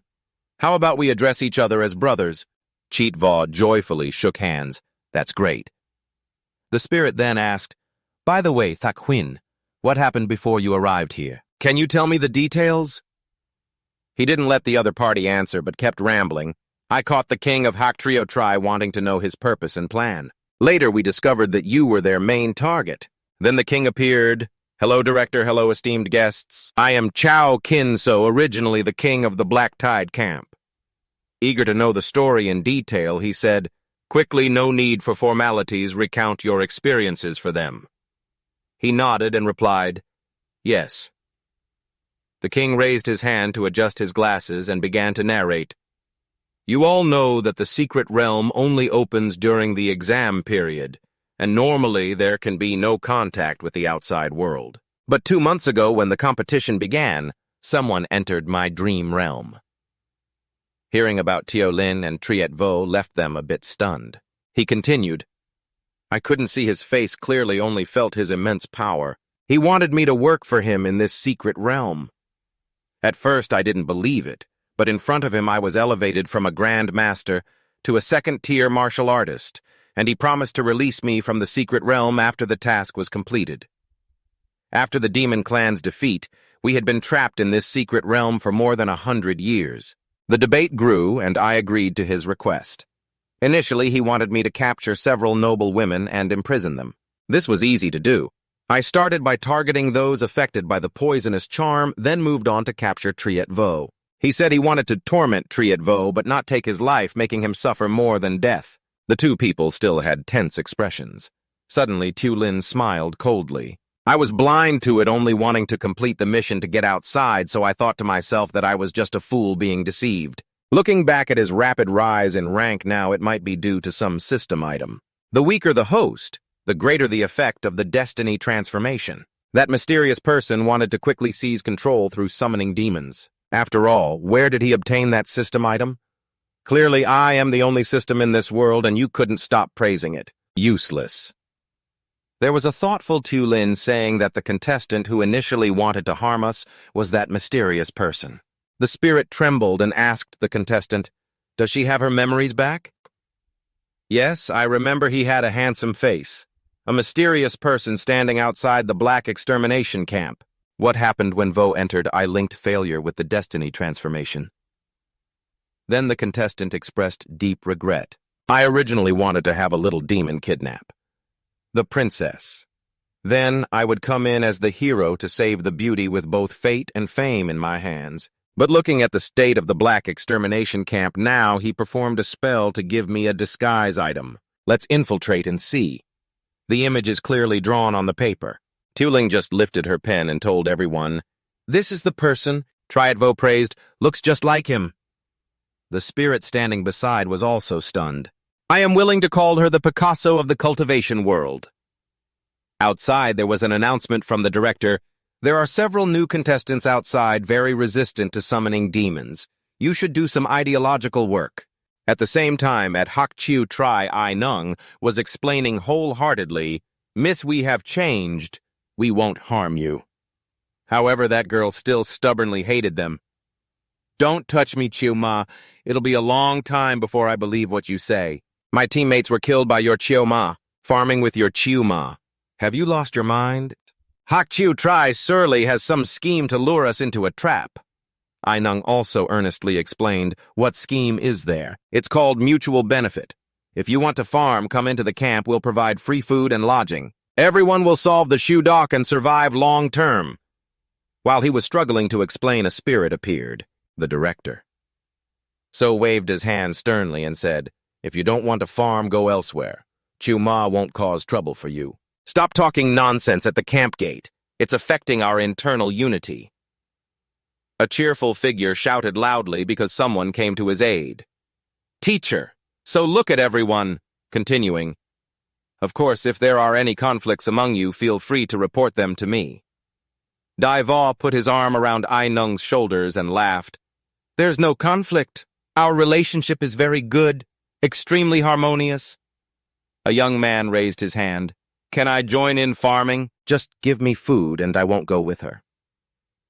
Originally wanting to enter Hak Chiu Tri, he was even more delighted to hold his hand.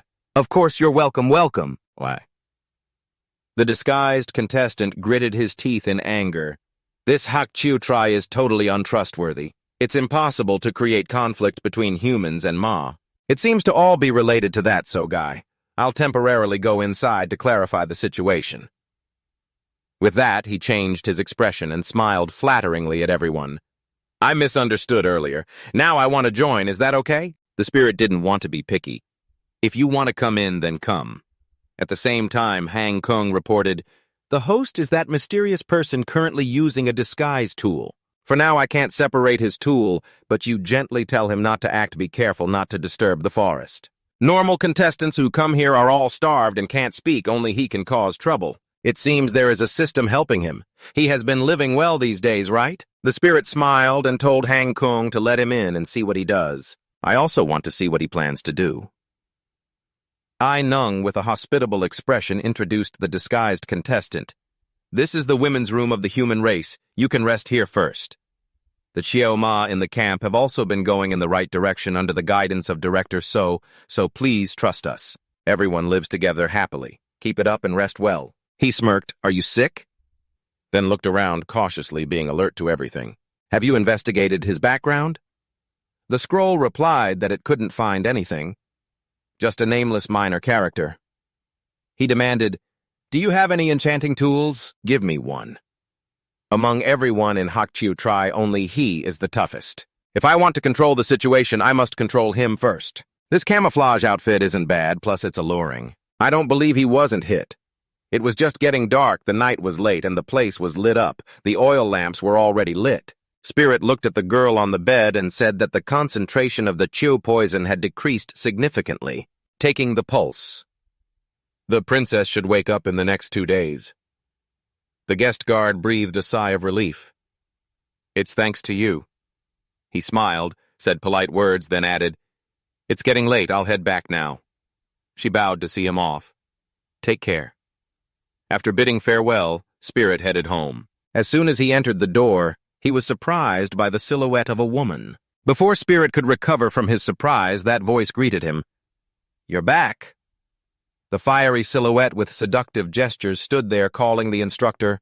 So, 2 minutes earlier, as Spirit was walking home, Hang Kung appeared to announce, "Host, there's someone in your room, it's that guy. He has seductive camouflage on him. He wants to use feminine charm to entice you. Ridiculous, with a chest that big, he still wants to seduce me. It reminded me to be cautious and prepared for the unexpected. I'll give you a system corn set, you won't be affected by the props, and it might even backfire." Spirit happily received it, filled with determination to break through the door and let him teach you a lesson. With a seductive figure and delicate speech, the instructor. "So you're back." The romantic image from Spirit's perspective is so different. He was in shock. Terrified, Spirit was vomiting uncontrollably, not understanding what was wrong with this person, instructor. "So what's wrong with you?" He vomited while raising his hand to stop. "Don't come near, stay away from me." Spirit felt the scene before him was too offensive. The person in front of me, my eyes hurt so much all my insides are twisted. At the same time, Hang Kung reported, "This is a side effect of corn. You will see the most disgusting things to stay alert." The impersonator was also surprised by his fierce attitude and cursed inwardly. "What's wrong with this person? A beauty has offered herself and he's throwing up like this. Gay, huh? If you're gay, don't think you can escape from me." He opened his charm, continuing with heavier moves, hugging Spirit tightly, whispering, "Instructor, it feels so good. Instructor, you're making me heartbroken. Don't you like me?" From his perspective, the romantic image continued to replay. Spirit truly couldn't stand it anymore. His eyes wanted to bleed. The sound of vomiting grew louder, drawing attention from outside. The impersonator also couldn't take it anymore, shouted loudly, "As long as he doesn't vomit anymore, can't you stop? Look into my eyes." Tiu He outside called out worriedly, "What's wrong with Spirit? Who's in your room?" As she opened the door, the chaotic scene struck her eyes. Tiu He's face darkened, silently cursing. She quickly closed the door and said, "I'm sorry for the trouble." Seeing this, he screamed for help. "Don't go, kid. Hi, save me, I'm about to throw up." Tiu Hai disgustedly dragged her feet away, ignoring the Spirit's plea. "Don't touch me, filthy humans." He hugged her, crying loudly. "It's terrible, he's a pervert. He seduced me. I'm about to throw up." What did Tu He suddenly say? At the same time, everyone arrived. "Why is it so noisy?" "Teacher, so we're going to cook you some calming soup." Another person questioned, "Why are you two dressed so neatly?" Quickly pulling at their clothes, everyone darkened their faces, thinking about the unspoken rules of the tour guide. "Isn't it amazing?" the Spirit screamed, protesting. "It's not what everyone thinks. I am innocent." He wants to violate me. Everyone was suspicious. Violated, all angrily shouted, "Beast!" Yet he wants to tarnish it. Teacher. So Hach Khan ordered, "Catch her." He felt the situation was getting harder. It seemed impossible to control this place. So the one disguised firmly held the scroll, silently casting powers behind the emergency signal. That's the host, be careful. The spirit is affected by an extremely strong light. Everyone was blinded by that light. The scene was enveloped by the cast powers. He held her tightly, watching everything unfold. Hach Khan looked confused. "What's happening?" And the spirit worriedly asked Kyu-hee, "What's wrong with you?" The face of Kyu-hee gradually changed. She became fierce, scarier. He was not afraid at all, holding Kyu-hee's head, pushing down. "Are you biting me to rebel?" The current situation was not just her going crazy. Everyone around was gradually becoming more insane. The emergency signal was losing reason, which could expose demons entering a state of madness, just like being surrounded and attacked. It's those damn idiots. Where did they get so many high-level props? Absolutely unreasonable. There was a dimension demon attacking the spirit from behind. Ainung shouted loudly, "Warning to the guide, be careful," then turned to ask, "Are you okay?" He happily called out to Ainung, "You're still conscious. Are you not affected?" He held his hands and replied, "Just now I really felt restless, intensely mad.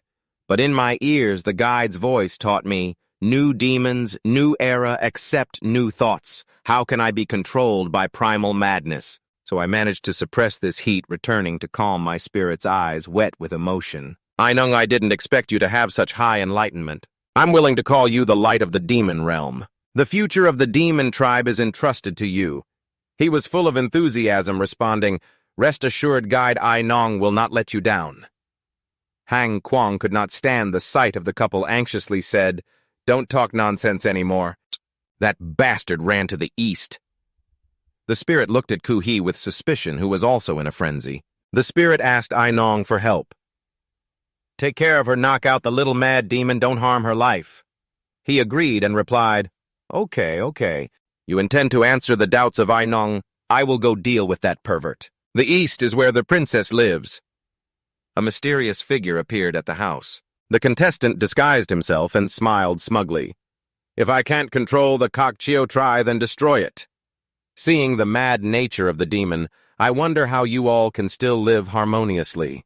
Taking advantage of the demon's riot, I will rescue the princess. That is a great merit. Then I will use enchantment on the princess. She will definitely fall deeply in love with me. Thinking of that, he self-dramatized. "Princess, I'm here." The spirit hurried over and saw a large fire raging around the house. He was very worried and scared.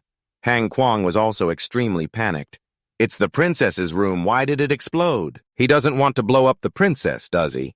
The anxious spirit said, "Wait! A figure is gradually appearing in the fire." It was Princess Lam Kui standing proudly amidst the raging flames. Lam Kui's face suddenly became serious, her eyes burning fiercely. The spirit used the strength of his eyes and stared at her intently. Hach Khan rushed over, shouting, "Princess Lam Kui!" Holding a torch, she softly said, "Khan, that's it." She rushed to embrace her prince tightly and said, "I saw the fire raging here. I knew right away that you had woken up." "You're okay, that's really great." He pointed at that guy, the one I saw as soon as I opened my eyes, touching my leg with a vulgar expression. I couldn't control myself and burned the room down. Hach Khan, standing behind, heard this, and his face darkened, touching her leg like that. She pushed Lam Kui back and said, "Your Highness, let me handle him. You stay back a bit." Hach Khan angrily warned, "This filthy thing will dirty your hands." Immediately after, she rushed in without hesitation at high speed. He, all scratched up, still tried to brace himself to fight back. Hach Khan, furious, wielding her sword, charging in, accelerating. At the altar, she suddenly stopped trembling and exclaimed, "This pile of mud, Hang Kwang!" At this moment, a notification appeared. His martial spirit is mud-enhanced by a tool. The grand martial artist also found it hard to escape. The spirit master, feeling frustrated, punched a few times and then said, "It's so filthy." The other guy found it a bit difficult and exclaimed, "The plan has been completely ruined. There's a tool to erase memories. Hurry and get it for me." He struck a solid blow, and the man in pain and fear hugged his face, exclaiming, How could you escape?" The spirit was punching and cursing. "With just a few tricks of yours, you think you can hold me back? You want to destroy the Black Twilight Camp? Are you dreaming?"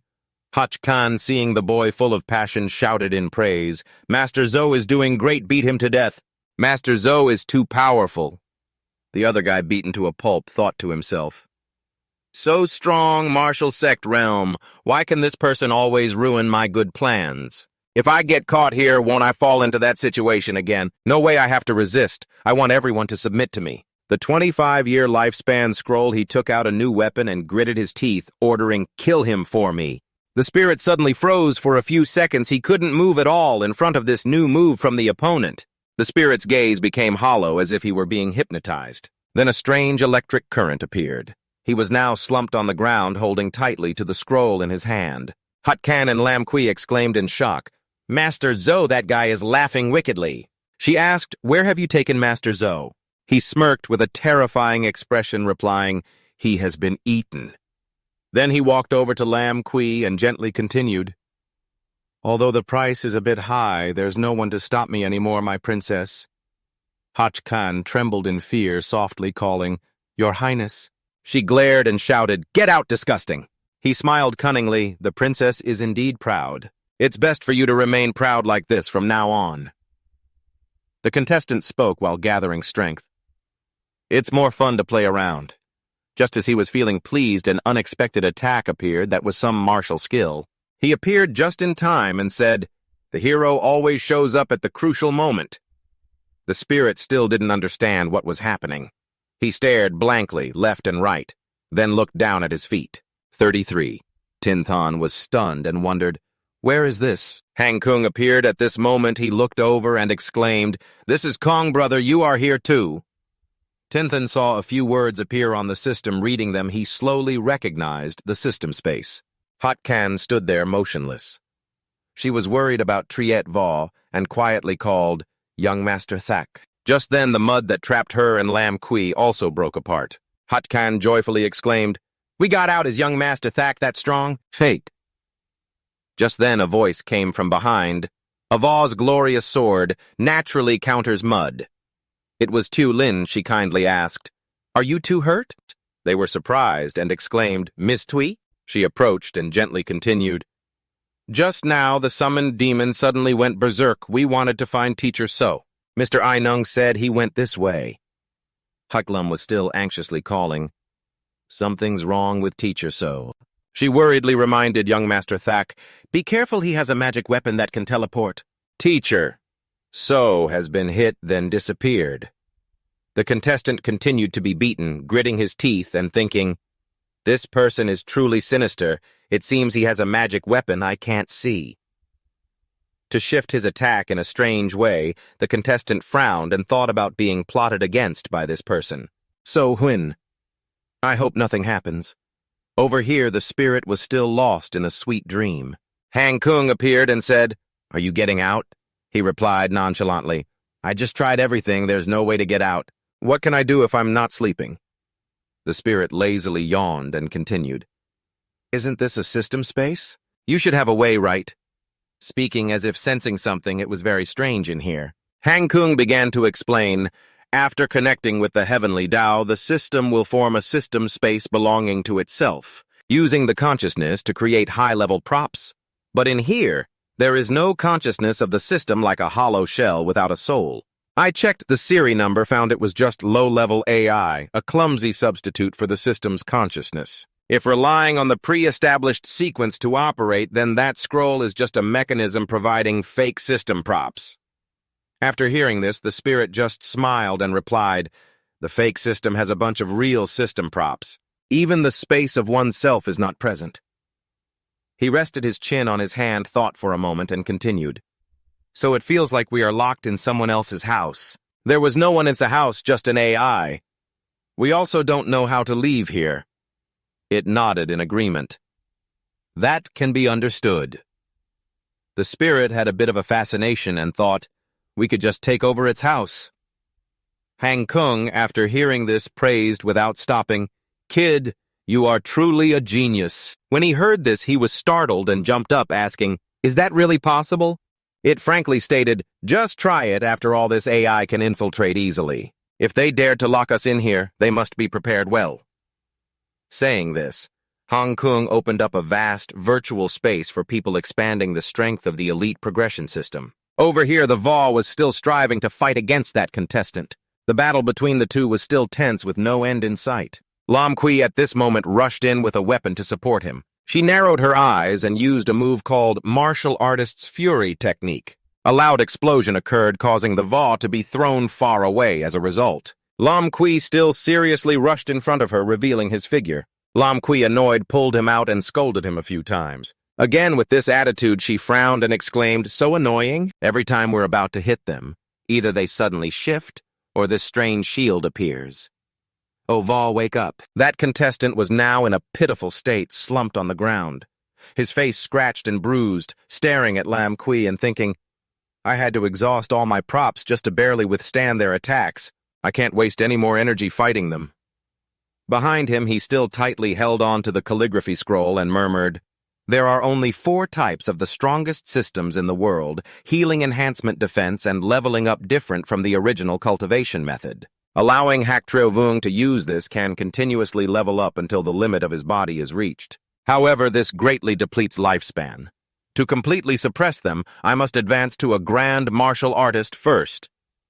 He looked at Triet Va and Lam Kui, who had approached, but even so, without hesitation, trading lifespan would still turn him back into a dog. Anyone could bully him. Immediately, a large source of energy erupted. Hachkan gritted his teeth to withstand the turmoil. The soul force is too strong. Is he breaking through? In front of them, the traitor was becoming stronger. "Ah Lin, enhance me."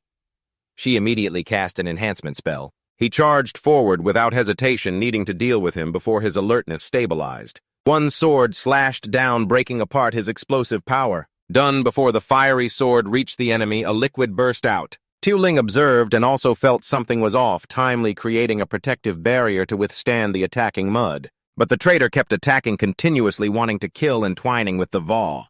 But just at that moment, he lashed out with a whip, catching Hot Khan, who had joined the battle. Her whip pulled the enemy away, causing the traitor to be caught off guard. Lam Kui simultaneously coordinated the attack. One hammer strike created a collision that shook the heavens, knocking him down and causing the ground to explode. Va also poured strength into a beam of fire, throwing it forcefully towards the traitor. In mid-air, Lam Kui continuously spun, gaining momentum, and just as the beam of fire shot towards him, he seized the opportunity, striking its tail with a hammer, increasing the pressure, causing the beam to crash down like lightning, exploding an entire area of land with overwhelming power. Tuling was still able to hold on with protection. Lam Kui returned and asked, "Is it taken care of?" She observed the situation and replied, "Perhaps." But suddenly the ground beneath them shook and everyone was caught by the muddy ground. "What?" The traitor walked up to them and said, "Impressive. This move of yours is enough to rival a peak grandmaster. What a pity I've already reached the martial arts realm." Saying this, he kicked Triet Va in the face, shocking Tu Lin. "Ah, the martial arts!" The traitor sneered. "Light sword, the attribute I hate the most, is yours. My hands really hurt. Anyway, I can cleanse memories, so before that I can toy with you all." This made Lam Kui furious. "Dare to do such a thing to me? Be careful, my father has slain 9 of your clans." He maliciously laughed. "Maybe by then you'll be crying and begging for my mercy. I am the one chosen by heaven." Just then a fist struck directly at his jaw. That arm actually extended from the scroll, and a person gradually surfaced as if crossing through space. Everyone was startled to see him. Teacher Zhou. The spirit confusedly asked, "What are you doing dragging everyone down here?" And the artistic behavior Hacky Laugh said, "Not wrong." They shouted loudly, "Teacher, so be careful." Just then he decisively swatted it away easily. His spirit of disdain brushed off. "Was it mud? You've ruined the quality of the soil." The traitor angrily retorted, "What about you? Haven't you died in there?" He yelled angrily, "Die for me!" Just then, he quickly lifted his foot and with a strong stomp, formed a wall of earth to block the attack, leaving the people from Lam stunned. Following the spirit cheerfully peeking out from the stone wall. "You like playing in the mud, don't you?" And then without hesitation, he punched down into the ground. "I'll play with you." Immediately, a fist rose up from below, knocking the traitor away. He spat blood, still unable to believe. "So strong, what kind of monster is he?" "I am the martial arts sect master." The traitor again exhausted his lifespan. Not good. He frantically thought he had to be stronger. Han Kuang reminded the host to approach him. He couldn't let him continue leveling up. Now he was weak enough. I will accompany your fist directly. Take away his equipment. His lifespan is about to run out. At this point, the trader's eyes had lost focus. I have to be stronger. At this moment, he remembered when he was young, the traitor was sitting in the corner crying. The aristocratic family bullied me with their power. They had tormented me since childhood, even robbing me of my qualification to join the meeting. At that moment, a voice asked, "Do you want to transform?" Those words caught his attention. Everyone was there on the bookshelf with something glowing. I, the traitor, startled the scroll, seduced and persuaded. You are the celestial chosen one. I am the one sent by the celestial Tao to help you. I can give you everything you want, help you take revenge, relieve your hatred, rise to the peak of the divine pearl. Just spend a bit of your life. The memories of the past overlapped with the astonishment of the present. The spirit only needed one punch to knock away the enemy. The traitor, while being beaten, questioned his life. Why have I become stronger? Why do I still lose to an unknown person? Nay. Clearly, I am the celestial chosen one. But after you were defeated, a pile of fragments flew out, leaving the spirit astonished. Why did it shatter? Han Kuang explained he was a one-time use item. After use, it can only break into fragments. After all, I have space now. I can piece the fragments together, then utilize them. It's still a bargain. At this moment, the traitor had no strength left to bully me.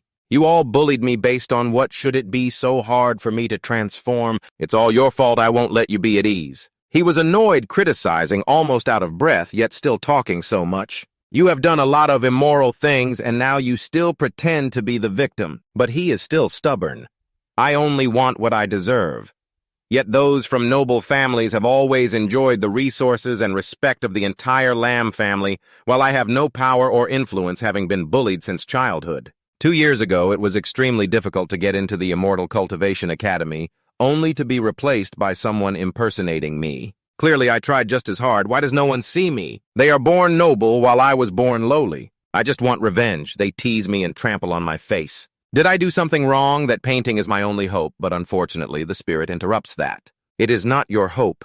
It is the demon pulling you into the dark abyss. Taking revenge on the harmless is not revenge, but foolishness and shamelessness. You chose the wrong way to rise up. The traitor listened in shock. Finally, his eyes blurred with tears. I had no choice. The spirit continued. The doppelganger died, yet did not close his eyes. The soul can neutralize many types of physical and magical damage, but it cannot recover from the loss of lifespan. It can only be transferred out of his body. Han Kuang spoke. Indeed, it is tragic. You scoff, aren't those just your scam systems? And yet you exchange lifespan for props. It refutes that fake system making a scene. I am the genuine system. I would never let you lose lifespan. Come in here with me. The spirit was pulled into a pitch-dark space.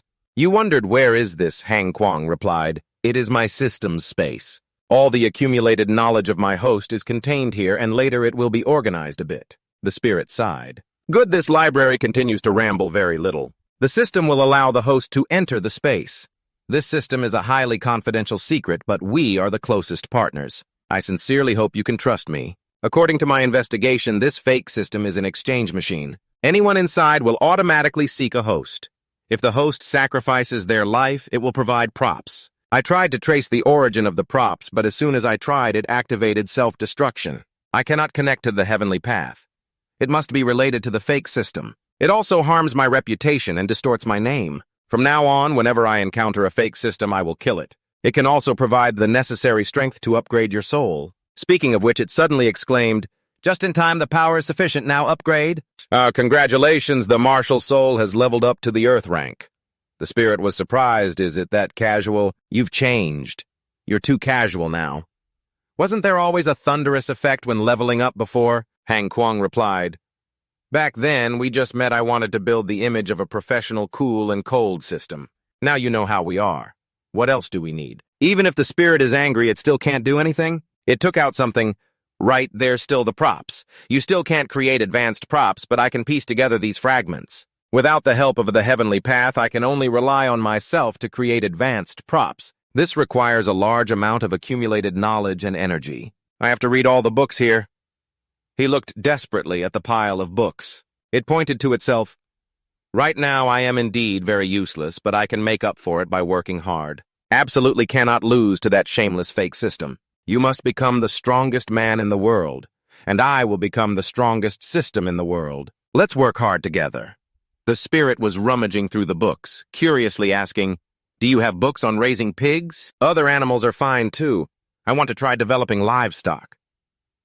Hang Kung, upon hearing this, didn't know what to say. It pushed the spirit out of the space.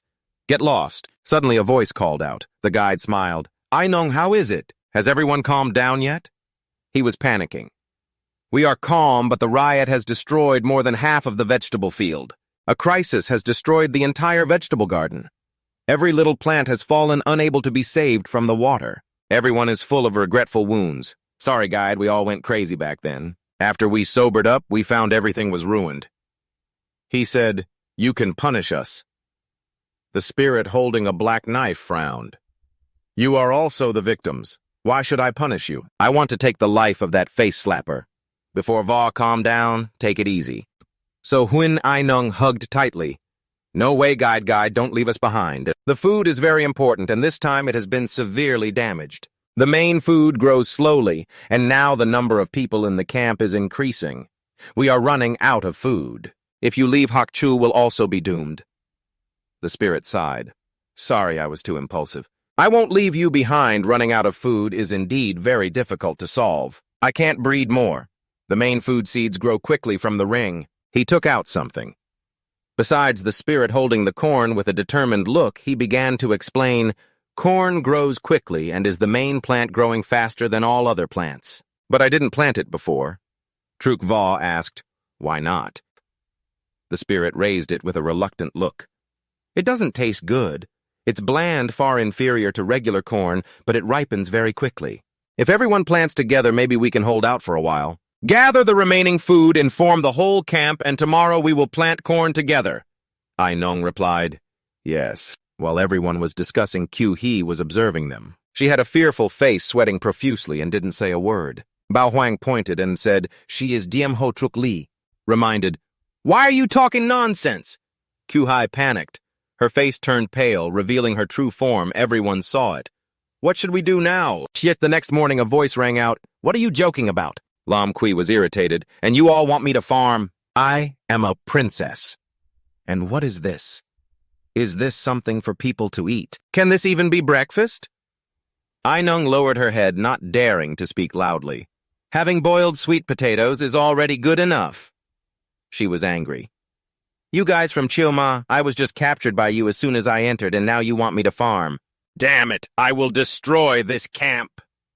Hach Khan hugged Lam Kui, and a voice cut through the chaos.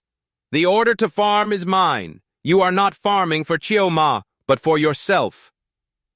Suddenly someone called out to Thay, "So, and about the food Ainung, tell them what you used to eat." He stammered and couldn't say, "Eat, I ate." He embarrassingly bowed his head and said to everyone, "Yes, I was really too hungry to eat. It's not like we always eat dung. It's not tasty at all. Most of the time it was eating human flesh." All three, Lam Kui, Tu Lin, and Hot Khan, were shocked to hear that. "That's terrifying." Ainung explained. Actually, there were originally food reserves, but those were the private goods of Hak Triu, the demon dynasty, and normally we are not allowed to eat them. After the teacher guided us to distribute those foods fairly, we farmed, and everything gradually got better. The spirit pushed the hoe toward her. "Now do you understand? Only by farming can we have good food. Hurry up and go farm." Lam Kui, with a defiant expression, didn't want to be a farmer. "Is it really farming? Can I do such lowly and dirty physical work?" He mocked. "So what do you want to do?" "We are farming now, Your Royal Highness." Lam Kui held her head high. "Isn't this common sense? I am the Princess of Jialam." The spirit lost patience. "Your Highness, the rules of Hak Trio Camp are to reap what you sow. No one is an exception. If you don't work, then don't eat. Let's just go plant good food." Hach Khan immediately called him back. "Thay, so you turn around and advise the princess. Thay So is like that. Don't mind her, the subordinates will do all that work and won't let you go hungry." Lam Kui frowned. Who cares? Talking like that to me, I remember him. Even if I starve to death, I won't eat a bite of his food. I want to see if he dares to let the princess starve.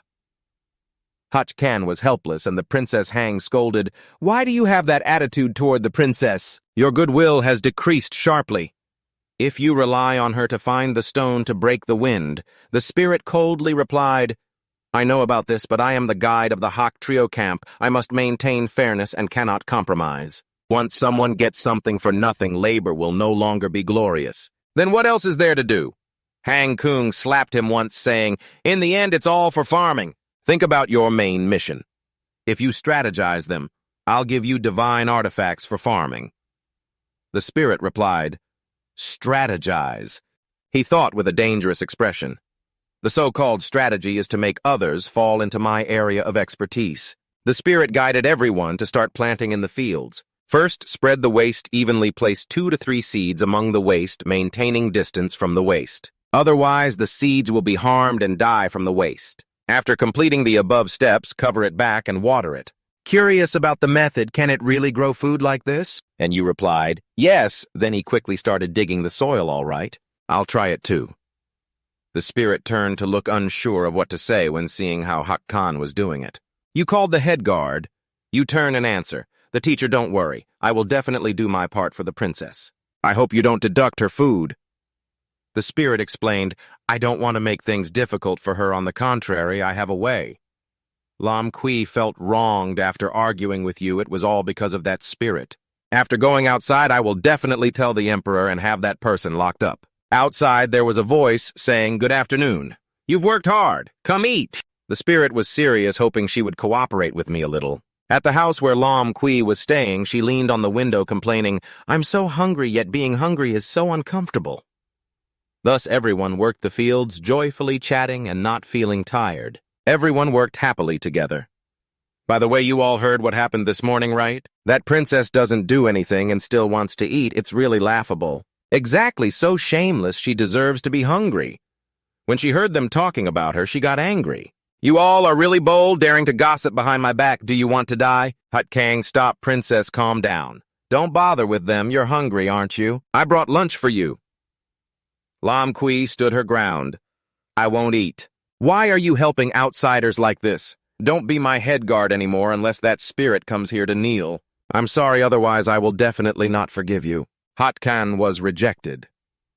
"Your Highness," on the second evening of the competition, Lam Kui lay emaciated on the bed, her eyes dull, her cheeks hollow. "I'm so hungry. Why hasn't Hach Khan brought me food?" "She doesn't need me anymore." Lam Kui jumped up when she smelled a delicious aroma. She rushed outside. "What is that smell?" The spirit was sitting there roasting sweet potatoes, and when he saw her, he called out, "Your Highness, seeing it's you." Lam Kui immediately closed the door. The spirit peeked through the window holding a sweet potato. "Your Highness, don't close the door. I came to apologize to you. This is a small sweet potato. Consider it a token of sincerity." The aroma of the roasted sweet potato wafted into the room, hoping she wouldn't refuse. Lam Kui smelled it and could no longer control herself. She held a sweet potato in her hand, eating it voraciously. Tinthan then said, "Eat slowly." Lam Kui continued to eat quickly after days of having nothing in her stomach. While eating, she thought to herself, "I really have no prospects at all, but why does it taste so good?" Lam Kui wiped her tears and raised her hand for another one. He handed her a sweet potato that wasn't fully cooked and said, "Your Highness, this one isn't fully roasted. How about you roast it a bit more yourself? Stuff the sweet potato inside, wait for a stick of incense to finish cooking." She frowned. A stick of incense takes too long. Then she made a move, startling Tinthan. "But you can't just burn it directly like that. It's all burnt my sweet potato." He was in despair. "It's all burnt. How am I supposed to perform now?" Suddenly, a voice from Ainung rang out. "Good evening. I've been farming all day and I'm so tired." "Oh, dear Princess Instructor. Are you two roasting sweet potatoes? Is this sweet potato roasted by the princess? It looks burnt on the outside, soft on the inside, delicious, and just right. Can I have a taste?" Tinthan helplessly said, "Change the dialogue, would you? Are you blind?" He held a sweet potato in his hand, "So I'm not being polite anymore." Then he thought to himself, the instructor said, no matter how the princess roasts it, I should compliment her. The first step is to encourage her to go out and work no matter how bad it tastes. I must support her. Taking a bite, her eyes suddenly lit up and her hair grew quickly. A sweet potato was just roasted. Under the charred skin was a soft texture, the fragrance touching the tip of her tongue, warming her internal organs in an instant. Ainung exclaimed, "So delicious!" Tinthan was surprised by this reaction. Ainung said, "Your hair has grown longer." He quickly stuffed the sweet potato into his mouth. "Tinthan, this is really good. Instructor, give it a try." He got to taste the roasted sweet potato, his eyes shining brightly. So delicious. And then Chioma ran over, What eating sweet potatoes can make your hair grow? Let me try too." After everyone finished eating, their hair grew longer and their eyes brightened. They discussed, "It's really delicious, even better than the one the instructor roasted. Moreover, it can also make your hair grow. For the first time, my hair is growing a lot. So it turns out the princess is that impressive." Tinthan praised, "No wonder she is the princess of Jialam." After eating her sweet potato, I felt a surge of energy and my spirits lifted. "Eating one piece can cultivate 20 acres of land," Lam Kui shyly said. "Is it really that powerful?" He raised the sweet potato. "That's right. This is the greatest delicacy in history. Such a magnificent dish should be shared with everyone so that everyone can see that Jia Lam has a good princess with extraordinary skills and loves the people just like her.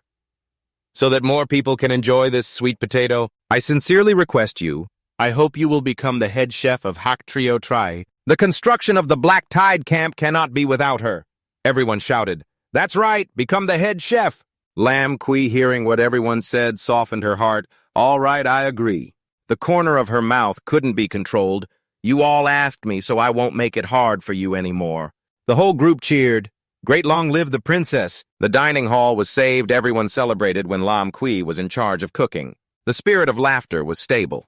A naturally gifted chef, her cooking was indeed not bad. Her martial soul is very suitable for cooking. It must be nurtured as a priority. Hang Kwang's anger made her have a good impression of you. "Didn't you tell someone to teach her to be a chef? Are you trying to make me die of anger?" Two people were hiding behind the tree, observing everything. Ba Huang was unwilling. This scoundrel managed to flatter the princess. Truck Li admitted we had no advantage at Black Tide Camp. The young princess couldn't suppress him either. Or should we directly leave the exam telling the judges that he colluded with Diem Ho? Anyway, we have survived for more than 17 days, exceeding the record of all universities. The two looked at each other and nodded in agreement. Outside the exam hall where the scores were announced, every candidate was searching for their ranking. Some people wondered who this spirit was. "I don't know what's going on with this black soil demon tide." 1 black soil demon tide spirit. 2 black soil demon tide. Thak Truck Vo, 3 black soil demon tide 6. Han Chi 4, black soil demon. Tide's children eating candy. 5 black soil demon tides. The examination monarch.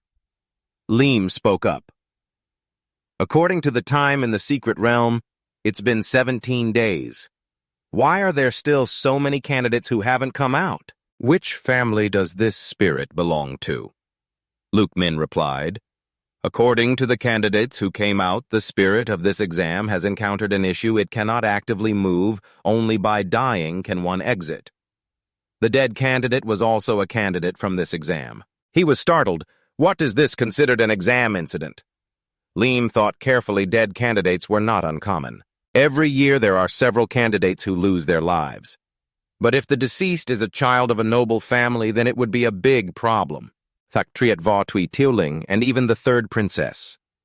The safety of these people is important. Should the examination be temporarily suspended? A voice rang out. "Examiner, the Black Soil Demon Tide has just released 2 more candidates saying they have something to report." Inciting the Demon Tide to force the princess to roast sweet potatoes, he also incited Thak Kung Tu Tui Tiu Tu and all candidates among them to farm. Everyone there was puzzled by this. On the wall hung a limited quantity sweet potato distribution board. Everyone was lining up orderly to receive sweet potatoes at the score announcement area. Everyone wondered about the farming issue. Luke Leem then thought, wait a minute, forcing the princess, humiliating the royal family, manipulating the demon tide, colluding with the demon clan, colluding with Diem Ho, colluding with the beast clan. He shouted, "This kid wants to rebel. Quickly seal off the examination site. Capture the spirit." Someone ran over to report, My lord, we just conducted an inspection of the examination site and found that the sealing formation of the Black Earth Demon Tide can no longer operate. Lu Lim was startled and asked, "What?" Then he broke into a sweat, thinking, the formation operating for inspection was personally designed by the sage of the Divine Kingdom, and it has never had any issues over the years. Why is it that this examination site encountered a problem with the spirit yet cannot be sealed? Could it all be the tricks of that spirit? He told them, "Go report to the royal family. Please gather a large number of cultivators, the royal-level forces that can repair the formation and the spirit. This person is no longer someone we can control." Jiushi was walking under the pointed gazes of the crowd, discussing what he had heard. 2 people have already run out to report about DM Ho. After all, having been in the game long enough, there might even be a reward for reporting. They are quite scheming. What is this? Recently, DM Ho has been alone. Where has the spirit gone? It seems like he is teaching the princess how to cook, currying favor with her. That's right, no one wants to get involved with DM Ho. Smart people know how to keep themselves safe. The atmosphere there grew tense. A plate of vegetables was placed on the table. "Master, this is the stir-fried cabbage I made using your method. Give it a taste." The spirit picked up a piece with chopsticks. "Then I won't be polite any longer. You try it." Surprised by its flavor, the spirit commented, "Fresh, rich in flavor, much better than what I make. Your Highness, you truly have a talent." Lam Kui was genuinely delighted. "Are you sure? Of course, this dish will definitely be added to the canteen menu so everyone can taste your Highness's cooking skills. No wonder you are our head chef." She denied, saying, "No, not at all. Fortunately, you have been teaching me every day." Hach Khan was touched. "Your Highness has learned to be humble." Lam Kui was pleased with the compliment. "If that's the case, I must work even harder." She quickly went to gather firewood for the stove. Hach Khan was happy, not expecting the princess to enjoy cooking so much. "I have never seen her so lively." She was silent for a while, as if realizing something, then suddenly panicked at the thought of Lam Kui and the spirit being in love. Could it be? Although this matter is very alluring, this relationship could face obstacles. Lam Kui hugged him. "You must definitely marry him." "I absolutely disagree." Suddenly a voice called her the captain of the guards. Hach Khan was thinking, "As a subordinate, what should I do?" Lam Kui's voice rang out, "I feel like my master." "You look a lot like my mother." Hach Khan was so surprised that he spat out water. She recounted, "My mother really liked to cook. When she was alive, I often saw her personally go into the kitchen." Lam Kui's face was sorrowful. "But my father didn't like her like that. He thinks cooking is the job of servants. Since the Empress passed away, my father and elder brother have been busy with court affairs, and they spend less and less time with me, but they still pamper me very much. I have never had anyone scold me loudly, nor anyone who is as patient and gentle as the Empress." She wished, "If only my master were a girl, that would be great. I want him to be my model mother." Kwahat Khan was at a loss for words. That's a terrifying thought. In a simple house, Hang Kong called to the host. "Congratulations, your level of favor with the princess is sufficient. Mission accomplished." The spirit was joyful. "Okay, is that so? Do you understand?" It replied, "Don't worry. I've been ready for a long time. I won't let you down." Everyone was working hard in the fields. Ainung sighed, "I'm so tired, I still have to go harvest corn today." Suddenly, there was a sound that surprised everyone. Everyone was startled by the sound of that thing. A plow appeared much larger than the people standing there. Around them, everyone was gaping at the spirit driving it. "What is this?" He suddenly popped his head out to greet, "Good morning, everyone." Amazed, the master instructor was stunned and asked, "Brother, is this your machine?" "Tashi," the spirit immediately explained, "This is called a plow, and it is also considered a type of machine." Q-Hee was still overwhelmed when suddenly being called out, "Little Hai, you've been avoiding me these past few days. I've finally caught you." She was grabbed by the collar and pulled onto the vehicle like a chicken. "Come on, let me show you the power of technology." The spirit started the machine. "Let's go." Q-Hai felt terrified, trembling. "I'm shaking too much." But he teased, "This is a plow powered by spiritual energy. Do you feel your spiritual energy burning wildly?" And she heard this both angry and annoyed. "How dare you waste my spiritual energy? The spirit continued half-jokingly, I have to till this entire field. One person's spiritual energy isn't enough. Q-High secretly panicked. We've already plowed once, so doesn't that mean we want to go around the field again? He looked at her action in surprise. What are you doing down there? It's very dangerous. But Q-High stubbornly said, You mind your own business. Don't let others see us together. The spirit irritably asked back, What if they see? I told you if anything happens, I'll protect you. Trust me, your problems won't implicate me. It's not your fault that anything bad happens. Why be timid? She listened to those words, her eyes welling up with tears. He helplessly patted her. In the future, if you suffer any losses, you have to tell me. Sit tight. Watch me help you regain fairness. Outside, the vehicle was attached to loudspeaker. The spirit tried to cough a few times to test the sound, his voice resonating to attract everyone's attention. Everyone had a Chiu Ma paying attention to the sound of the instructor. Dian Tu was stunned. A machine. The spirit threatened and announced, Recently many people have been discussing. Little Hai behind said she is DM Ho. She isolated her. I see someone is overly full. What about DM Ho? Are you stealing rice and food from your house? If anyone pulls this trick again in the future, I invite you to leave the Black Dawn camp. In addition to let Tu He feel the warmth of the world, the farm began to operate to protect Tu Hai. No matter who it is, as long as they smile warmly at Tu He every day, I will teach that person to ride a motorcycle every day. The first person to smile gets rewarded. She got annoyed and hit someone. Are you crazy? Suddenly, there was a voice calling from outside. Miss Hai! The group of Chiu Ma smiled brightly, trying hard to flatter. I told you I find her extremely adorable. I like you. Tiu Hua went all out, getting close to the door to confess, Tu Hai's sister, I love you. Let me also try out the machinery of the teacher a bit. The flattery echoed continuously. Miss Hai, I love you, Tu He mommy's treasure. Are you expressing goodwill or asking for love? She blushed all over. Don't do that. In the medicinal herb garden, everyone was chatting excitedly. Have you seen the guide's motorcycle yet? I heard that just confessing to Miss Hai will let you play with that bike. The Chu Ma group was all eager. Really, I want to go confess too. I have to go take me with Tu Lin.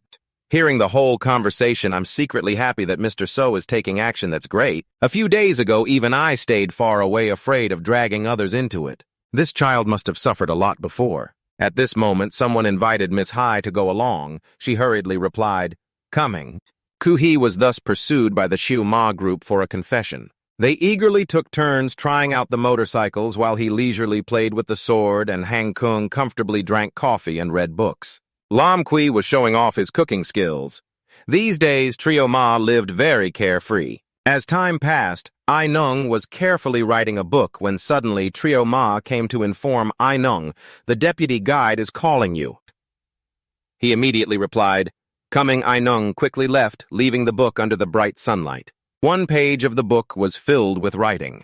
The page recorded the diary of the guide who had been at Hak Trio camp for half a year now. Outside, the audience was getting anxious. There are still contestants who haven't come out they couldn't help but discuss. It has been nearly 7 hours since the exam began. At this point, it's already been half a year in exam time. This is too exaggerated. It seems like that spiritual owner is threatening them, unable to get out. The higher-ups have already summoned high-level cultivators. Meanwhile, a meeting is taking place. I heard that the 4 great clans also have people here.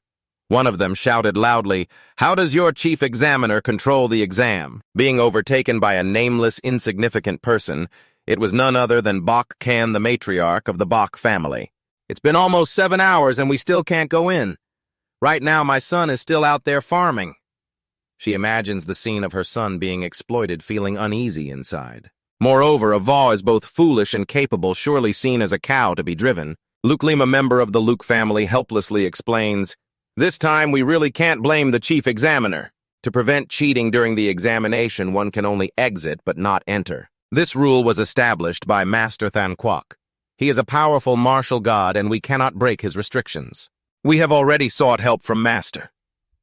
They fell silent, and the atmosphere gradually became serious. He hurried to soothe, Although we can't go in right now, every 12 hours the examination will automatically open, allowing for a new round of checks. You all don't need to be so tense. In 5 more hours, the examination will be able to open itself. Suddenly, someone interrupted him. Then there's no need to worry too much. There are no members of the Luke family inside. Mrs. Hawk stood up, upset. 5 hours inside is like 5 months of suffering for my daughter. I heard she was forced to wear some kind of white coat every day doing this research, and that's stuck in the room without being able to go outside any day. Surely she is being mistreated. The rest sighed as well. The father of one examinee couldn't help but choke back tears. My son is also at this moment. The sound of a stick tapping broke the silence. Thuy Mak Huang, the head of the Thuy family, advised the master to return. Time is needed. The current situation is unclear. Everyone should not rush. I have a way to observe inside the examination. We can try it out. The scene shifts to inside the examination. Suddenly a tangled red thread appears, blocking the sunlight. In an instant, the red thread transformed into the shape of an eye. The two little demons below saw it and cursed in fear. Damn, look at the sky. The sun has an eye now. The red-headed Deech quickly ran away. Oh my, the other one ordered.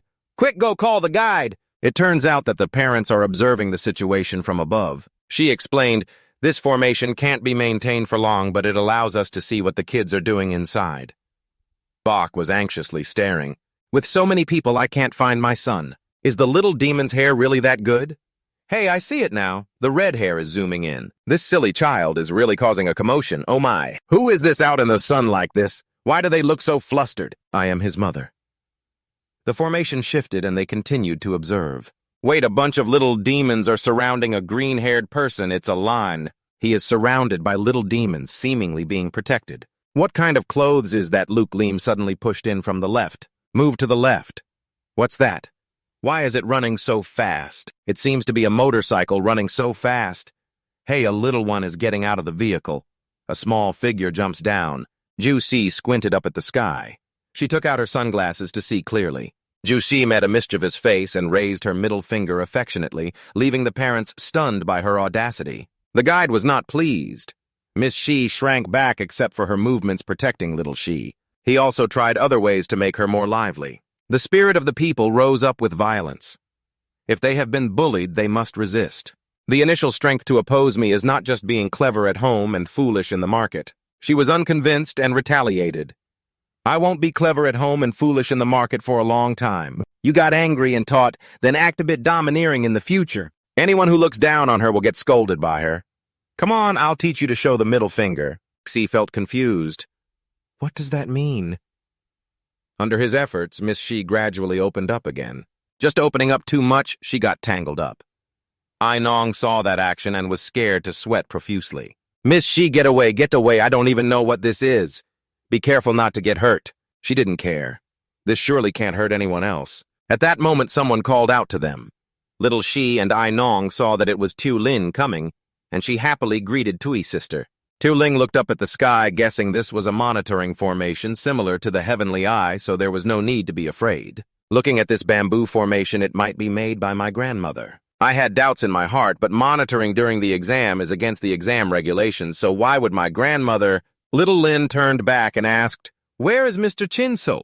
He honestly reported the guide is at the western riverbank of the camp. Earlier, he even told me to go over there. Hearing this, she invited, Then let's go find him. Luke Lim had been following the situation and suspiciously looked at their relationship, which seemed quite good. Madam Ha quickly interjected, It seems they are not in danger.